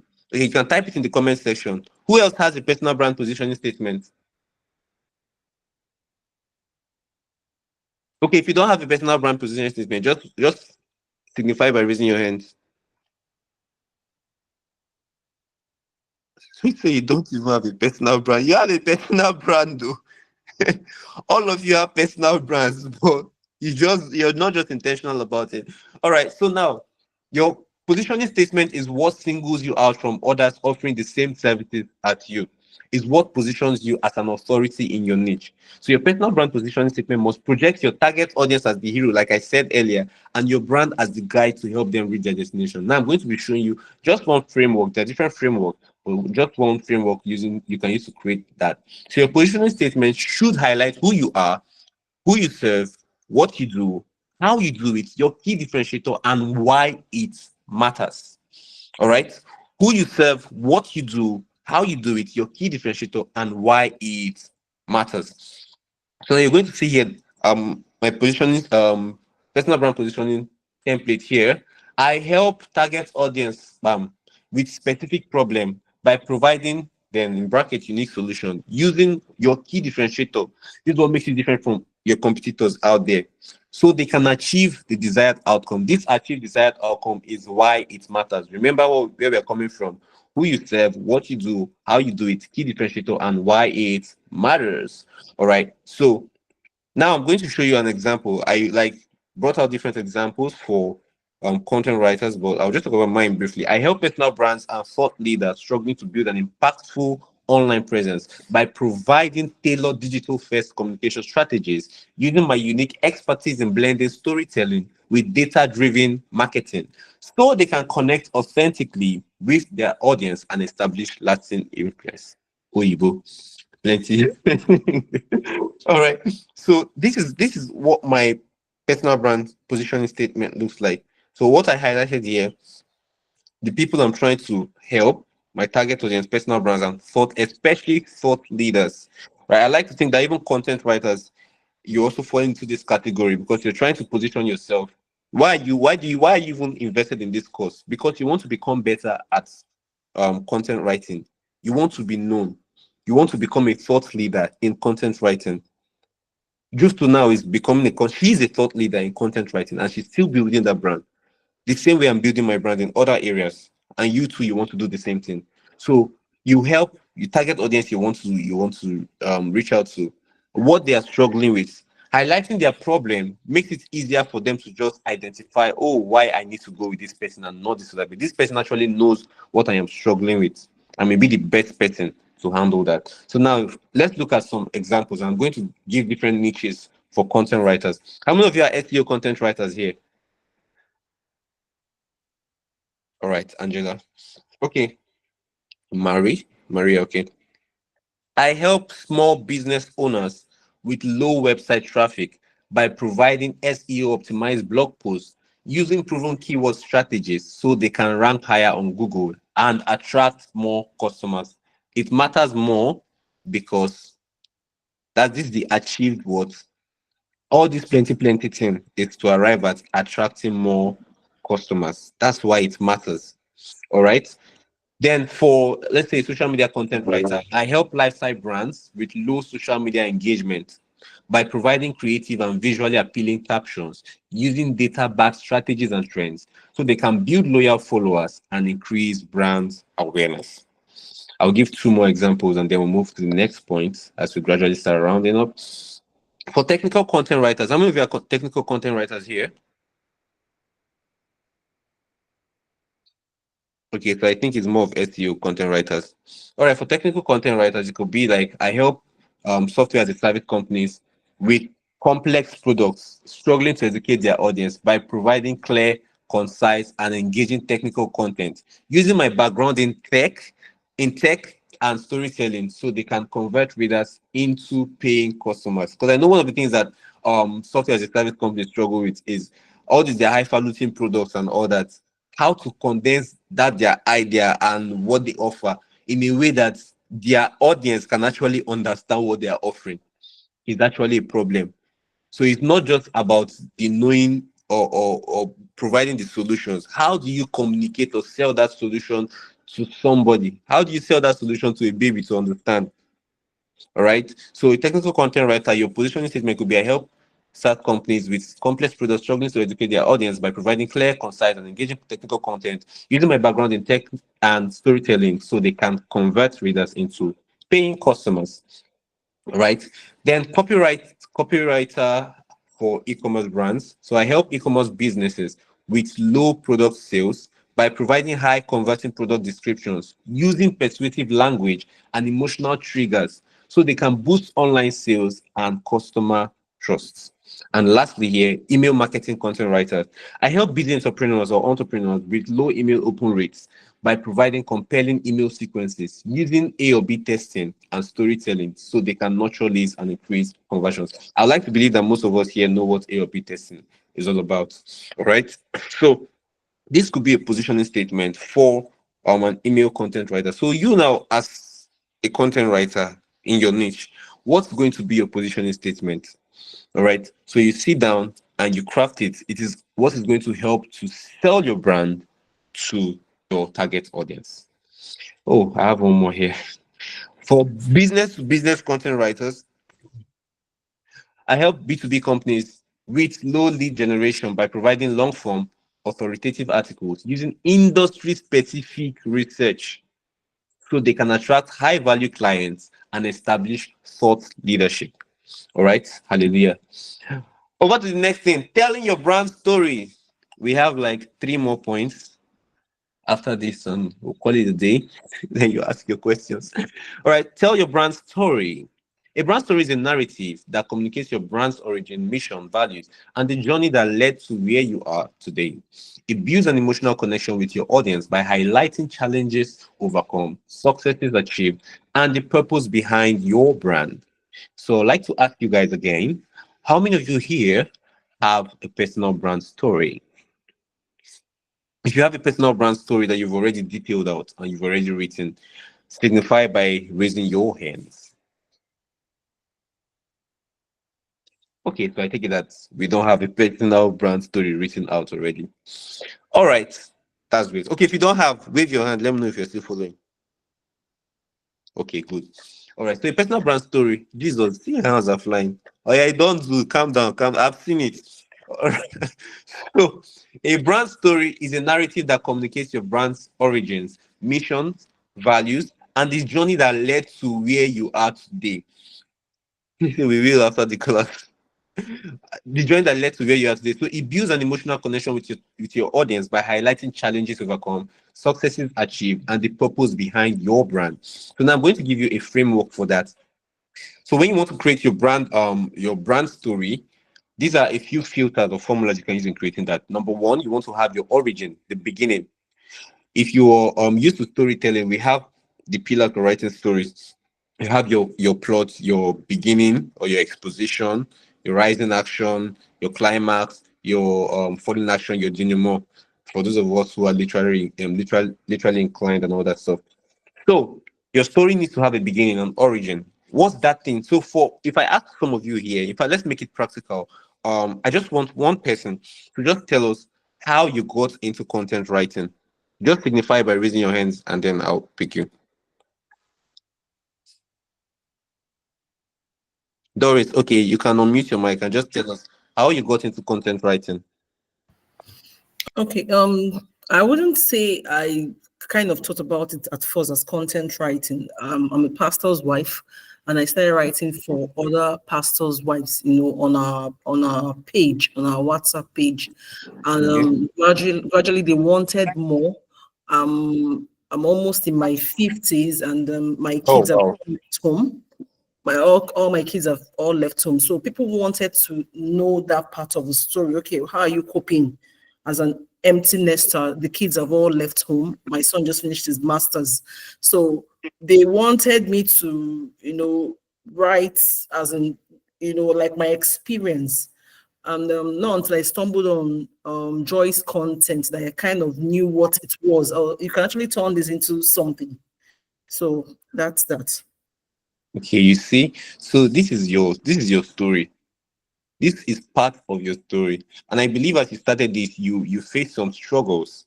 All right, what were the hurdles that you experienced so far as you were doing this? Them not paying me, wanting free content, then secondly, having to keep up the pace. I just like I said, it was like dumping my ideas in the pastor's wife's forum, but at some point they wanted it all the time, as in it being a daily thing. And I didn't have that end because I have a business I'm running on the side. So yeah, basically that. Okay. So can you see that your turning point is you opting for this Joyce course? Oh no. This is a miracle in itself. I don't even want to go there. It's I think one of the best things that happened to me in 2024. Oh, Yeah, Joy, you should be blushing by now. Why have we not seen your blush? yes, well. All right. So you see, so you can literally see the reason I asked her to talk is so that others can get like an insight of how to create your brand story. So later it's just for you to go back and sit down and then pen this down. You're a writer, so you know how to, play around with words and all that. You can see how she got into it, the struggle she faced, and the turning point is Joy's cause. And after this turning point, the next thing we're going to be experiencing, or we're going to be seeing in Doris's life, or Pastor Doris's life, is the transformation that comes afterwards. So do you see how this progresses? And the next thing now is the future vision. So yes, you've achieved what you've achieved, or you've had the transformation and whatnot. What's the next step? What do you see in the nearest future? So this forms your brand story. So now I'm going to give you like an example here. As a former marketing manager struggling to stand out in a saturated digital world, I found myself overwhelmed by generic content that failed to engage my audience. It was frustrating until I realized the power of blending SEO with authentic storytelling. I dedicated myself to mastering this art rather, and soon I saw how captivating content could not only inform but inspire action. Today, I work with brands who want to make a real impact online, helping them craft content that connects, converts, and builds lasting relationships. My journey isn't just about writing, it's about creating a community of people who trust your voice and believe in your message. And now my vision is to empower more brands to share their unique stories and create content that drives real change. So do you see this? So anybody who reads this, or the target audience that reads this, let's say because from what I wrote here, my journey isn't just about writing, it's about creating a community of people who trust your voice and believe in your message. You can say that you can see that the vision is clearly spelled out. What the person wants to achieve here in the nearest future to empower more brands to share their unique stories and create content that drives real change. So you want to go back after now and sit down and take this and create your brand story. All right. I wish I had all the time. I would have showed you mine, but mine is quite a mouthful. So I'll skip I'll skip that. All right. Um. So the next thing, I think Joy even has one of my brand story. I shared like back then. Joe, I don't know if you remember the time you asked me for, I think you were writing a book or so. Anyways, number 8, choose the visual elements that speak for your brand. So decide on consistent colors that clearly communicate your brand and make sure they are in line with your brand values. So same goes with your logos, fonts, and other visual elements. You can see here, this is one of my brands, one of my so many brands. I think this is the list of my brands because I barely spend time here. So this is Influence 365. You can see my colors. In fact, my colors are spread out across all my brands, even on my personal brand, though, my business brand, though, my blog, oh, my website. So you would always see a touch of yellow, white, and black because all my brands, all my business brands, they stem out from my personal brand. I don't know if that makes sense. So they came out of my personal brand. Now, in the nearest future, if I feel the need to create a business and I want to give it a different personality from my personal brand, I'm going to choose colors that align with what I want to communicate. I don't choose colors because I like them. I don't like yellow. That's what people don't know. The only colors I like here are black and white. In fact, one of the colors I love is red. Red is even one of my colors, but it's the list of my brand colors. That's why if you notice from what you're seeing here in the scripture, you see it's just one post that you see red. Okay, not one post. You see red in that text, that picture, and the other picture. So, but red is like my secondary brand color, but my primary are white, yellow, and black. So if I'm creating a different business and I want it to have a different personality and different look and feel, aesthetic and all that, I'm going to change the colors to reflect that particular brand. If it's a luxury brand I want to establish, I'm going to be looking at a different set of colors. All right. So next thing you want to do is to optimize your brand impression points. to seduce your audience. So your brand impression points are the first contact areas. They are the areas of your brand that prospects see first before they decide to follow you. Your online brand impression points includes your profile picture, your bio, your feed, your content, and other first contact areas your target audience encounter before following you. So if you optimize your impression points well enough, your brand will be seductive enough to pull them in. So I'm just running. So the rule of thumb here is to make sure your profile picture is clear, preferably a headshot. If you check Jucto's profile picture, you see that it is clear. And it's a headshot. All right. So make sure your bio clearly communicates your brand. Ensure your feed and content tell a good brand story. So I'm going to be showing us some samples here. And I took this from my book. I wrote this book in, I think I wrote this book in 2021 or so.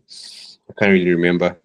All right. So the book is Social Media Like a Boss. And I explain different approaches to writing a good, concise bio on Instagram. So, and these models are my models. Yes, these words exist. Brand positioning exists. Testimonial exists. But as models for creating bios, no. This is an original thinking.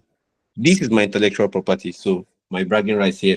All right. So the features model, this bio model highlights notable platforms or places where the brand has been featured. So the goal is to showcase this as a form of social proof to convert visitors to followers. So, for instance, we see here from Salem Kingin. This was his account back then. Obviously, he's over 100,000 now, a bit to 100,000 or whatnot. All right, so you can see the bio after then. Say helping creators monetize content and community. First of all, his target audience is clear. You can see what he wants to be seen as a teacher.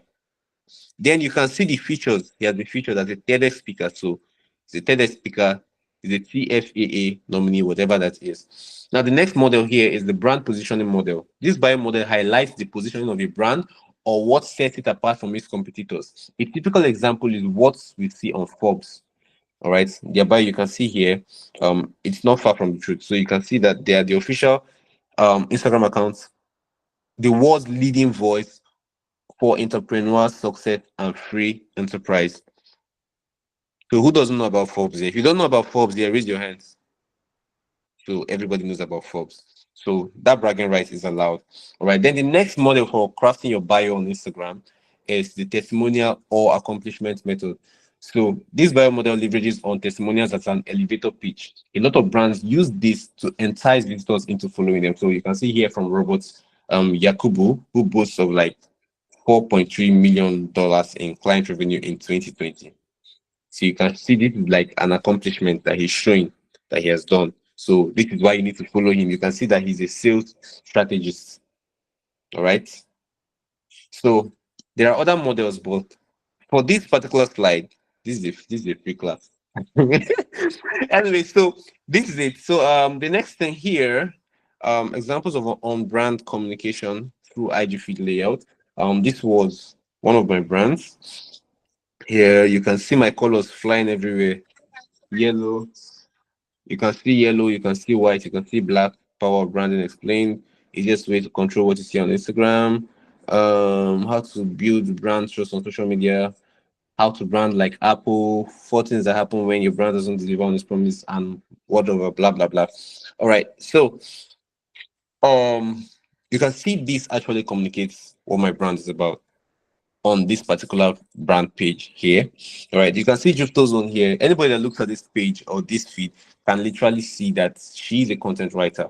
And you can see that it's the style or the layout for her Instagram is well thought out, like checkers, basically. Her brand color, a video, carousel video, carousel video, carousel video is quite intentional. All right, so let's see. For other personal kind of brands, if you look at Tony Illuminous IG, even though you don't see those things there, but you can literally tell the kind of person he is. You can tell the things that his personal brand values. You can see that he values family as reflected in his picture here. I don't know if you can see my mouse pointer. Can you see my mouse pointer? Okay, yeah. So you can see he values family there and all that. You can see he values exercises, health, fitness. Look at, you can see another example here too. You can see that. And you can see that he wants to position himself as a corporate personal brand. So you can see that most of the outfit he's putting on are always suits. And you can also see that he has a brand color. His brand color here is red. Red and white. And black. Especially red and white. So you can see his tie here is red. You can see red tie. This is red tie too, but it's black and white. Red tie here again. It's always on red tie. If you check the socks he's putting on, is a red sock as well. So you can literally tell that this is what it is. And if you look at his bank, if you look at UBA, for example, too, what's their brand color? Red and white. So you can see that it is very intentional the way he's communicating his brand. On the other hand, this is Alex Unusual. You can see she has an eye for photography. By the way, her IG feed is actually put out there. You can see that she has quite some aesthetic concept here, some artistic concept here and there flying around. So you can literally tell that this person has an eye for aesthetics. All right. Then we have our madam here, Justo. All right. You can see the feed of I think this is Money Africa. As I time I took this screenshot and all, you can literally tell what the brand is about by just looking at it. You can literally tell that this is a meme page by just looking at it. So you don't even need much. You don't even need to even go through the entire content by just merely looking at the feed. So as you're trying to project yourself, you're trying to put your brand out there, you want to be intentional about some of these things. So once people look at your brand at first glance, they can literally tell what your brand is about. All right. So we have 11 points. So this is number 9. So we're almost done. All right. So communicate your brand on social media through content. On social media, content is like fuel. Without it, your car, which is your brand, won't run. And like a normal car, your fuel tank must be filled regularly. So ensure every piece of content clearly communicates your brand and be consistent in posting. So things to be intentional about when posting: your brand message. Remember what your brand is trying to communicate. Your tone of voice. How do you want to sound? Do you want to sound warm? Do you want to sound friendly? Do you want to sound like a jester? Do you want to sound funny, humorous? Do you want to sound corporate? Do you want to sound serious? All right. So you want to factor all this in your captions and your content creation, even in your writing. All right. Then your brand character too, your personality. What are you trying to project out there? Are you a caregiver? Are you a nurturer? Are you a rebel? Are you a sage? All right. Your brand value, what your brand offers, your brand positioning. So you want to be intentional about adapting all this in your content. Now, case studies here, and these are not personal brands, but you can see something. Once you look at this, is Market Square Nigeria, and I took a screenshot of this because I love it. A proper breakfast for all. You can just look at it. Is very. You can see that they want to be relatable. They could as well just they'll just be posting. They won't post this beans. They'll just post only bread. I mean, they're not selling the beans now. Okay, it's true, they're selling beans. Oh well. But they could just put only the bread there. But you see that they make something relatable out of it. They're trying to communicate that through that. KFC, on the other hand, they are known for being humorous. KFC, Kentucky, both abroad, both in Nigeria, everywhere, they always communicate that humor side. So you can see this. It's World Chicken Day. Dive into lip smacking, yummy and juicy flavors of various chicken delights at any of our outlets. Do drop by today and celebrate the day, right? Happy World Chicken Day. So you now see, if you look at this, they are creative here. You see, been checking us out. So instead of saying, yeah, copywriters, I know you can relate to this. So instead of saying, been checking us out. This just reminded me of, how many of you know Wingside in Port Harcourt? Okay, for those of you who are in Port Harcourt, if you go to Wingside, you can see that whoever did their copy is really, really good. Like once you just enter, you can just feel what the brand it's just really, really lovely. So you can see here, been checking us out. It's time to order the best chicken. So you can see the intentionality in their brand voice. They want to be humorous. Benz, on the other hand, they want to project luxury. It's a luxury car brand, for crying out loud. So you can see both the picture and the caption align. Every road is paved in gold when you are driving a Mercedes Benz. Come on now. This is intentional marketing, intentional brand projection. I'm sure a lot of you are now gradually like you're having like ideas on the things to tweak in your social media content strategy henceforth. So you can see the intentionality here. They are not just putting out content, they are intentional about projecting their brand and telling their story. All right. Okay. Another one here. You can see Coca-Cola. Coca-Cola, I will showing the world how to properly rock refreshment. Obviously, their color is red and they're always energetic and they are all about community and people. You see one of the pictures here. You see, remember to love all of it and remember to share it. It's a good year to have a good year.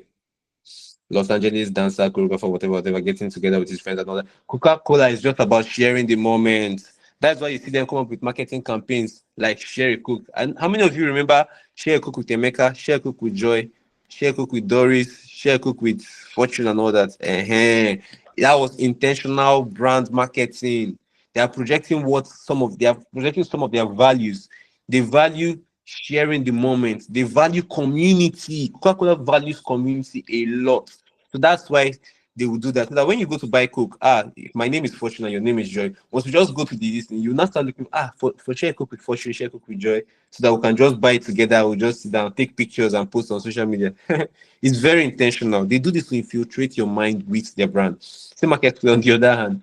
When last did you change your toothbrush? And now this caption is very funny because a good reason to change your toothbrush every 3 months is that over time your toothbrush bristles will become worn out and our range of toothbrushes will become becoming useful. When I somebody's laughing. When I saw this, I laughed. I'm like, whoever did this, whoever is their social media manager or their content writer or their copywriter is really smart. I give it to them. As simple as this is, it communicates and it reinforces that brand personality. All right. See another case study from Mercedes Benz again. When the sun shines just for you, and then you have a picture of her next to her Benz, and then you see the sun reflecting on her and whatnot. You can see Katy Perry's collection. I like using her as an example a lot. So the name of this their shoe collection is Adora. So instead of saying we adore you, they said we adore you. You see the intentionality, you see how sweet it is. Because this is social media, man. You're trying to communicate your brand. Remember what we talked about and communicate, not just we're talking about personality branding amidst just personal branding. You want to communicate your personality as well. All right. If you're somebody who is humorous, so you want to also show that.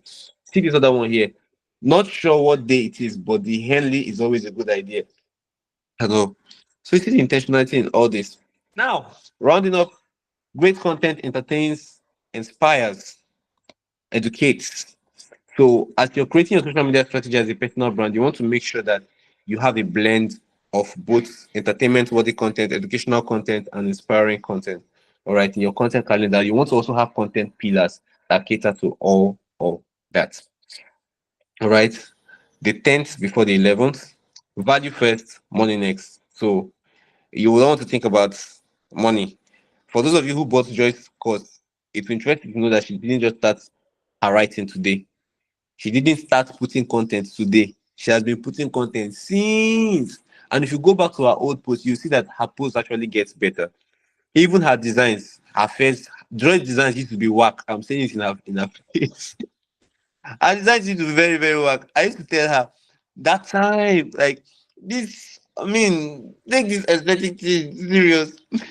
So I know that, but you've seen that over time she's evolved and she has gone to the point where she can monetize her brilliance.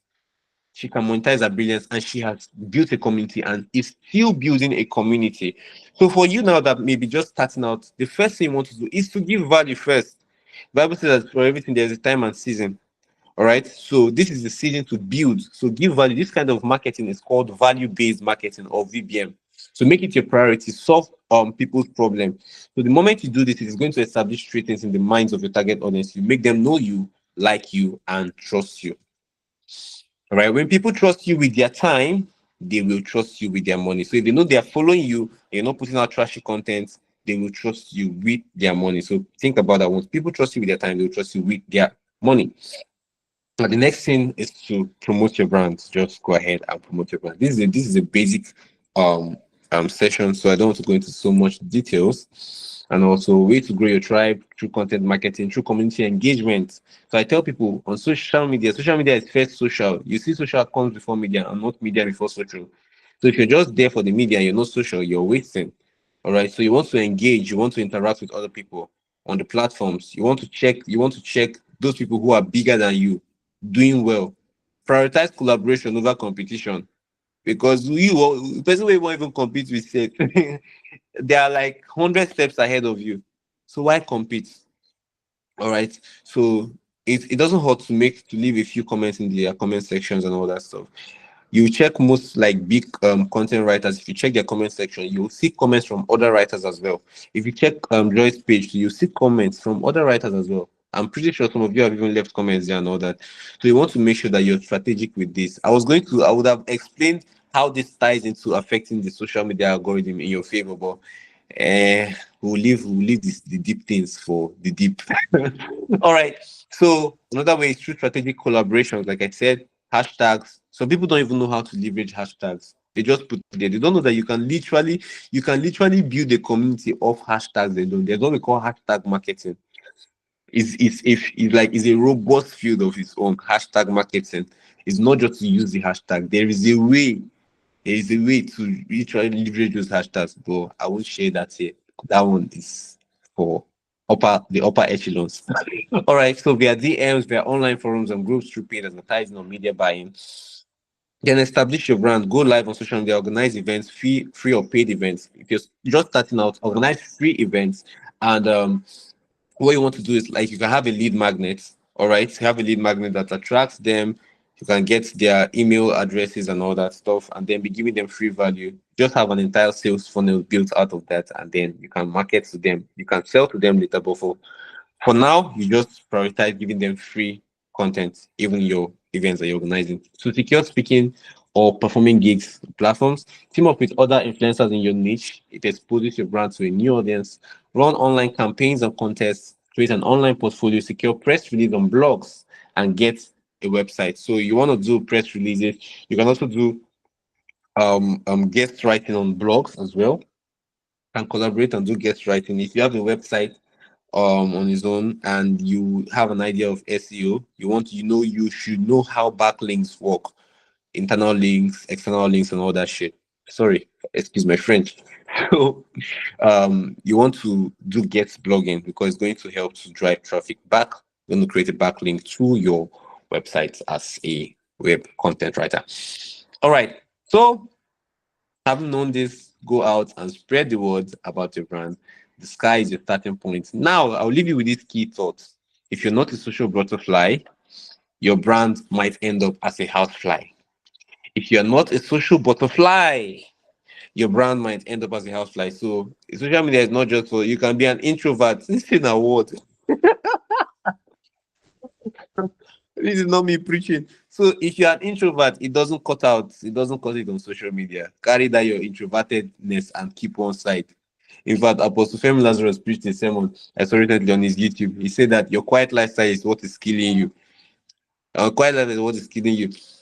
Joy can be an introvert sometimes, but on social media, she doesn't look like it. She's putting herself out there. She didn't initially start with video content. She was doing text-based content and carousels.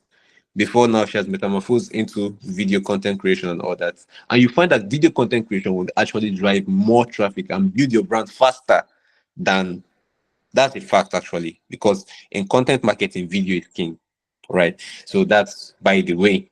All right. 5 infallible best brand practices to help you amplify your voice. Pay attention to details, be authentic, real, and genuine. Be consistent, be empathetic, and be available. And the church say aloud, amen. So thank you very much. That's my time. I'm saying that's my time. Overshot my time. So I don't know if there'll be room for questions. If there'll be room for questions, you can ask me. Over to you, Joy. Yes, thank you. Oh my God. Thank you so much. Thank you. Thank you. Thank you. Thank you. I'm sure we got like a lot of value from you over. You now enter social media for us. I trust you. That was amazing. Thank you so much. So, okay, someone has a question. We're taking like 3 questions. We are already way behind. We've passed our time. So, if you have a question, please signify now. I already know Obioma has one. So we'll take I'm waiting for 2 more questions so that we'll just have 3 questions. And okay, Doris has a question. Obioma has a question. Who else has a question? Anybody else has a question? Okay. All right. So that's it. So Doris, no, sorry, Obioma, let's take your question first since you indicated.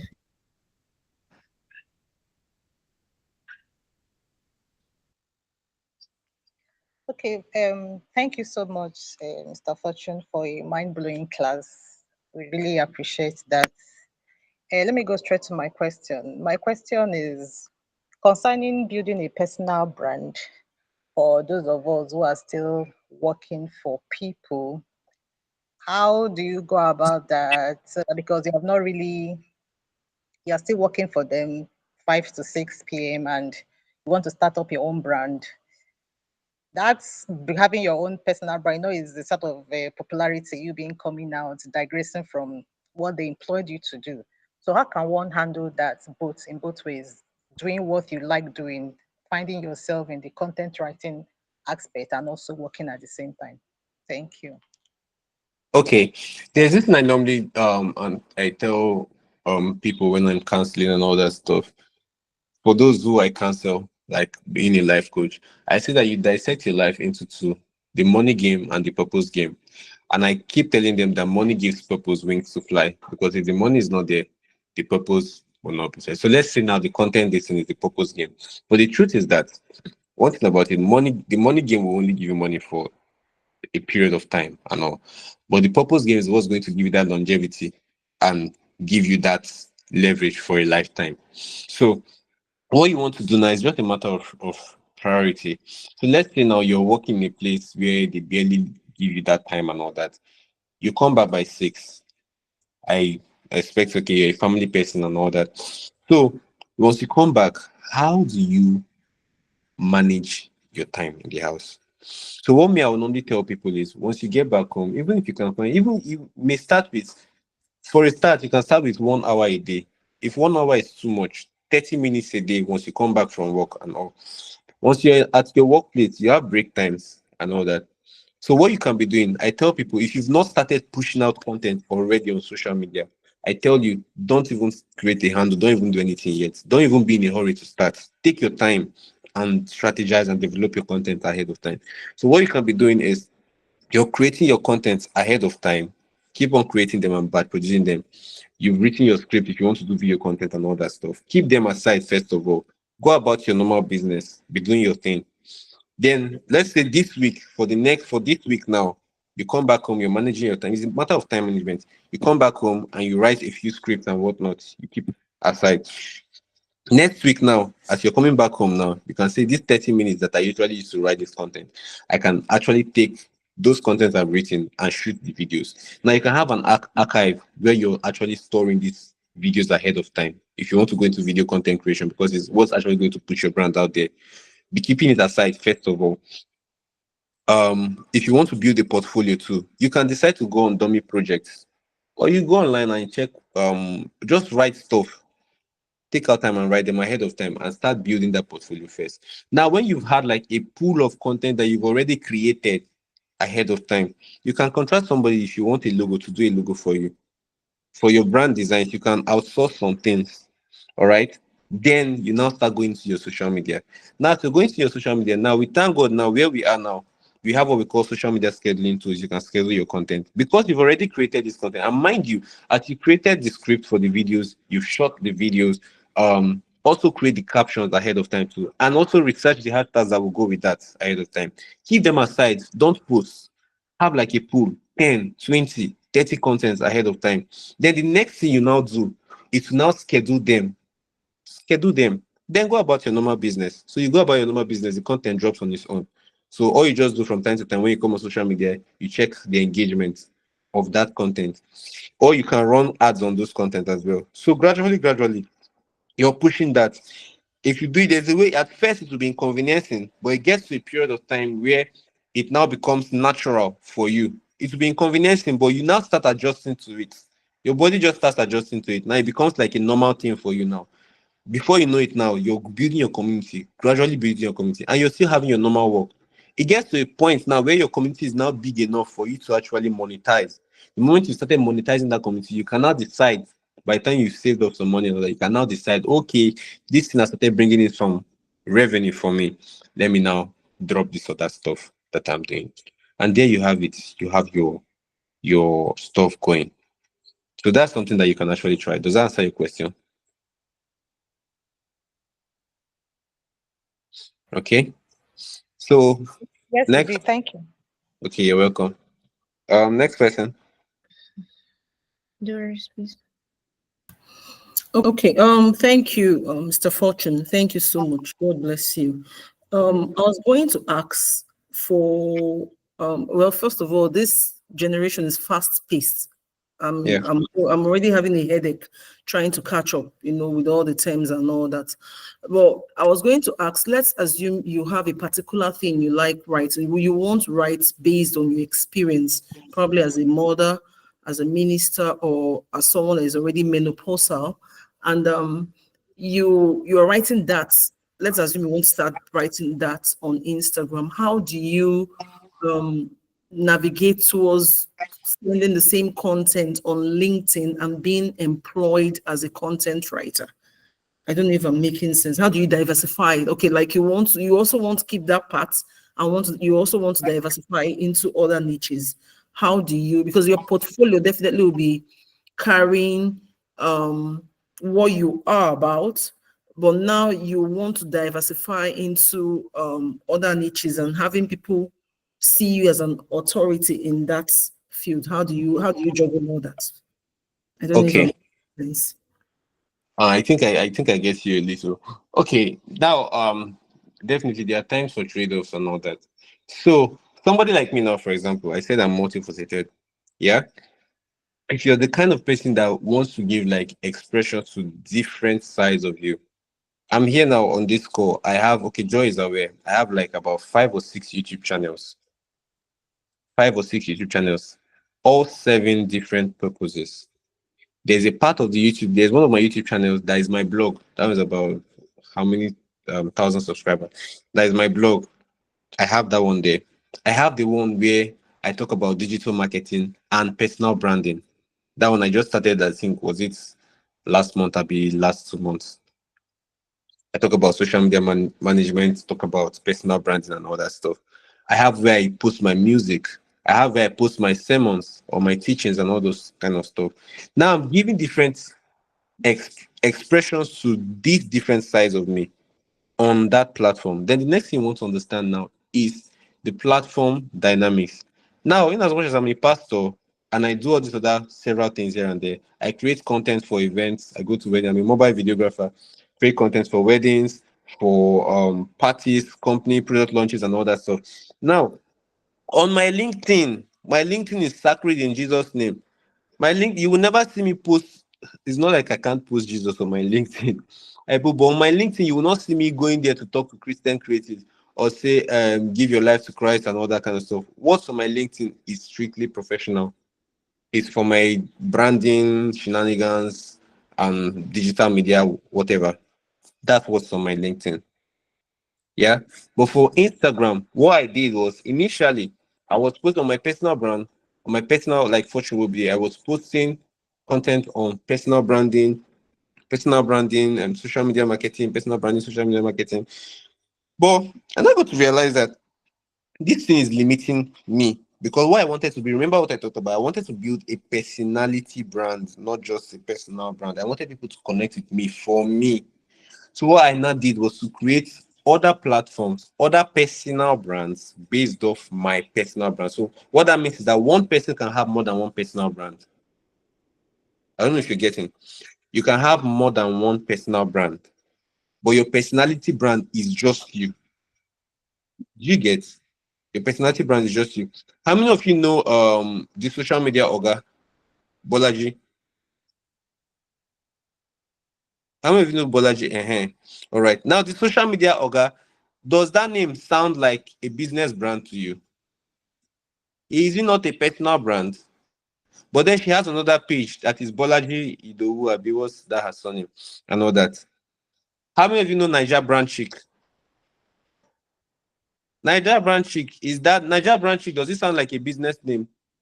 It's a personal brand name. Whenever I say Nigeria brand chic, now human being, it is one person. It's a person, but her real name is Nelly and all that.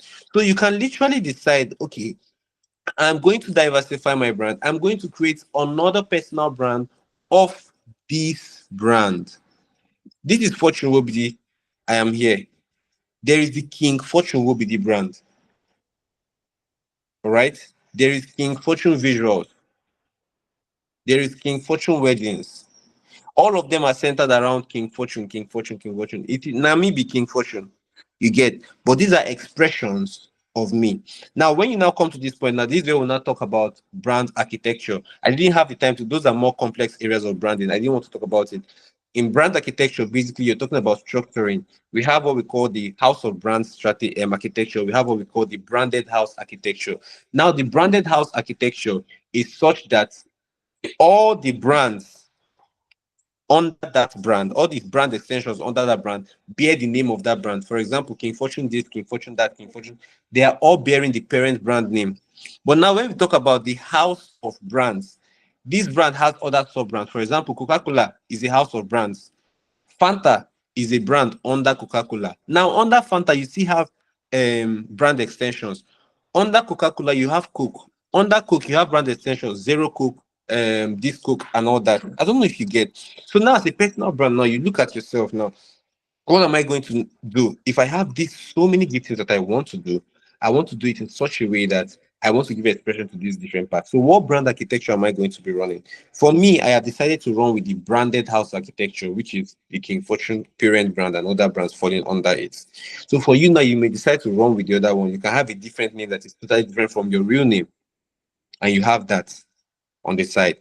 Then, from time to time, too, even in your main account, you can still chip in and create content that still shows that, oh, I'm still this kind of person.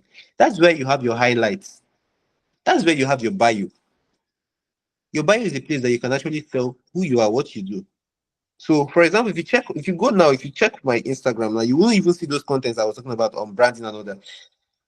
You won't see that. On my bio now, you see where I tagged some of my other handles. You see King Fortune Visuals, you see Skills Overdrugs. If there was space, I would have put Influence 365, put City Magnet, put the other brands that I have under me. But that's just what's there. So I don't know if you get. So you have, if this is your challenge, you have your highlights where you can actually display this, the different aspects of you. You have your stories from time to time. That's where people connect with your personality. They can see that, okay, oh, this is Mrs. Doris, she's this person. Okay, when she's not doing this, she's doing that. When she's not doing this, she's doing that. You show that behind the scene and all that stuff, leveraging your stories. So even if it is not in your feed, your audience, people who have been following you for a while, they already know who you are. So if they want to reach out to you, they know what they know they can reach out to you. Then from time to time, too, some strategic posts, you can collaborate with your other brand, your other personal brand account. So let's say, for example, you have Bolaji, you have the social media organ, and this particular post, you feel like you could use more reach and you want this your audience to see it. You can collaborate with the two. They know that, okay, this is still the same person, but this is the other brand. So I don't know if it answers your question. Yes, it does. Thank you so much. Thank you. Okay, you're welcome. The other question? No, I don't think any other person raised their hands. I think that's all the questions we have for now. And then you guys, you can see his Instagram on the screen right now. It's still there. So if you have any further question, that's his handle on LinkedIn, Instagram, Facebook, wherever. So you can I'll add it to the mail I'll send to you. So you can reach out personally and ask him your questions.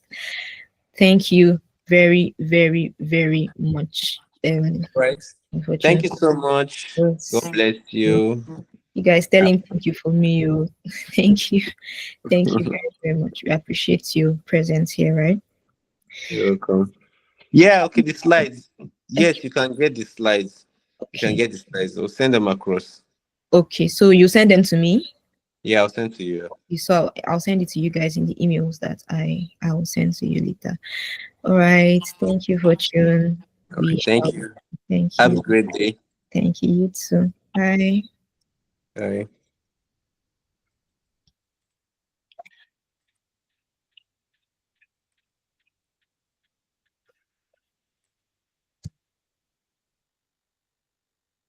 Okay, so you guys, we have overshot our time. Yeah, like 2 hours, but yeah, I'm sure you got value. I'm sorry, it's not my fault. I'm sure you got value from the session and all that. So quickly, let me just tell you what we are supposed to do, our task for today, and then tell you what we have to do tomorrow. So first off, you know that we are submitting what we have yesterday. You know we are submitting it by 6 p.m. today. Tolu, I hope that you are here and you are going to enforce that on the group chat. The research that we did, okay, the research that we did, let's make sure we turn it in today by 6 p.m. Then for today, okay, I think today's task we'll now submit it tomorrow. That will be fine. So for today, we are going to do this personal branding thing we've just learned. So I want everybody to get their brand statements. They are like basically what I want you to do is create a brand for yourself, a new brand. If you already have one, you should work on it to refine it. If you don't have one, then you create a new one. I want to see if you want to open a social media, if you want to, if it's your LinkedIn, you want to restructure, if you want to like start up a new social media page where you're now branding yourself, whatever it is you're doing, if it's a website, whatever, I want to see that you have created a brand for yourself as a content writer. So that's your task for today, and you're submitting it. You're like giving me updates by tomorrow. Okay, tomorrow by before or not before 6 p.m. Okay, so tomorrow we don't have any guests. I'm the one taking the session tomorrow, and tomorrow I'm going to be telling you how to. We are practically going to find clients. I'll show you just a couple of. I talked about most of them in my course, right? But we'll do the practical session. We are going to look for like how we'll find clients, a couple of ways that we can find clients as a content writer. So it's a session, of course, you don't want to miss it. If you've learned all of these, then you want to continue learning how to find them. Right. So that's what we are going to do tomorrow. So anybody, yes, please, of course, we have to recap. I'm sorry, it's just a ritual that we have to do. So somebody please quickly give us a recap beginning to end what we did today so that we can end the session. Who is volunteering? Anybody volunteering to give us the recap? Nobody's volunteering. So I'm going to have to choose.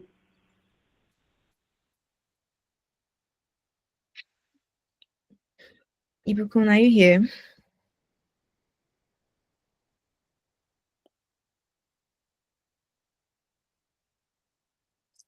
Ibukun, are you here? Okay, don't know if you're here. Angela, I don't think you've given us a recap before. Are you here?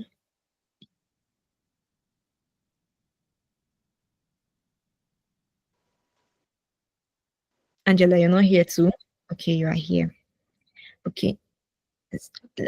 I'm seeing so many talks. I didn't really join early today. Okay, fine.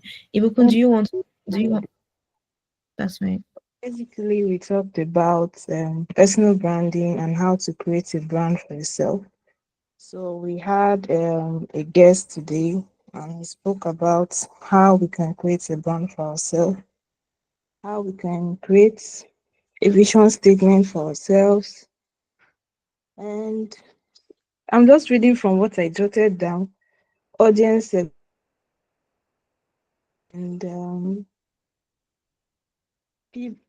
PPB statements, that's what singles you out in your niche, like where others are rendering the services that you are. And sorry, I'm not so good at this, but that's just all I picked out from it. Okay, that's fine. It's okay. Zara, you're raising your hand. Are you still here?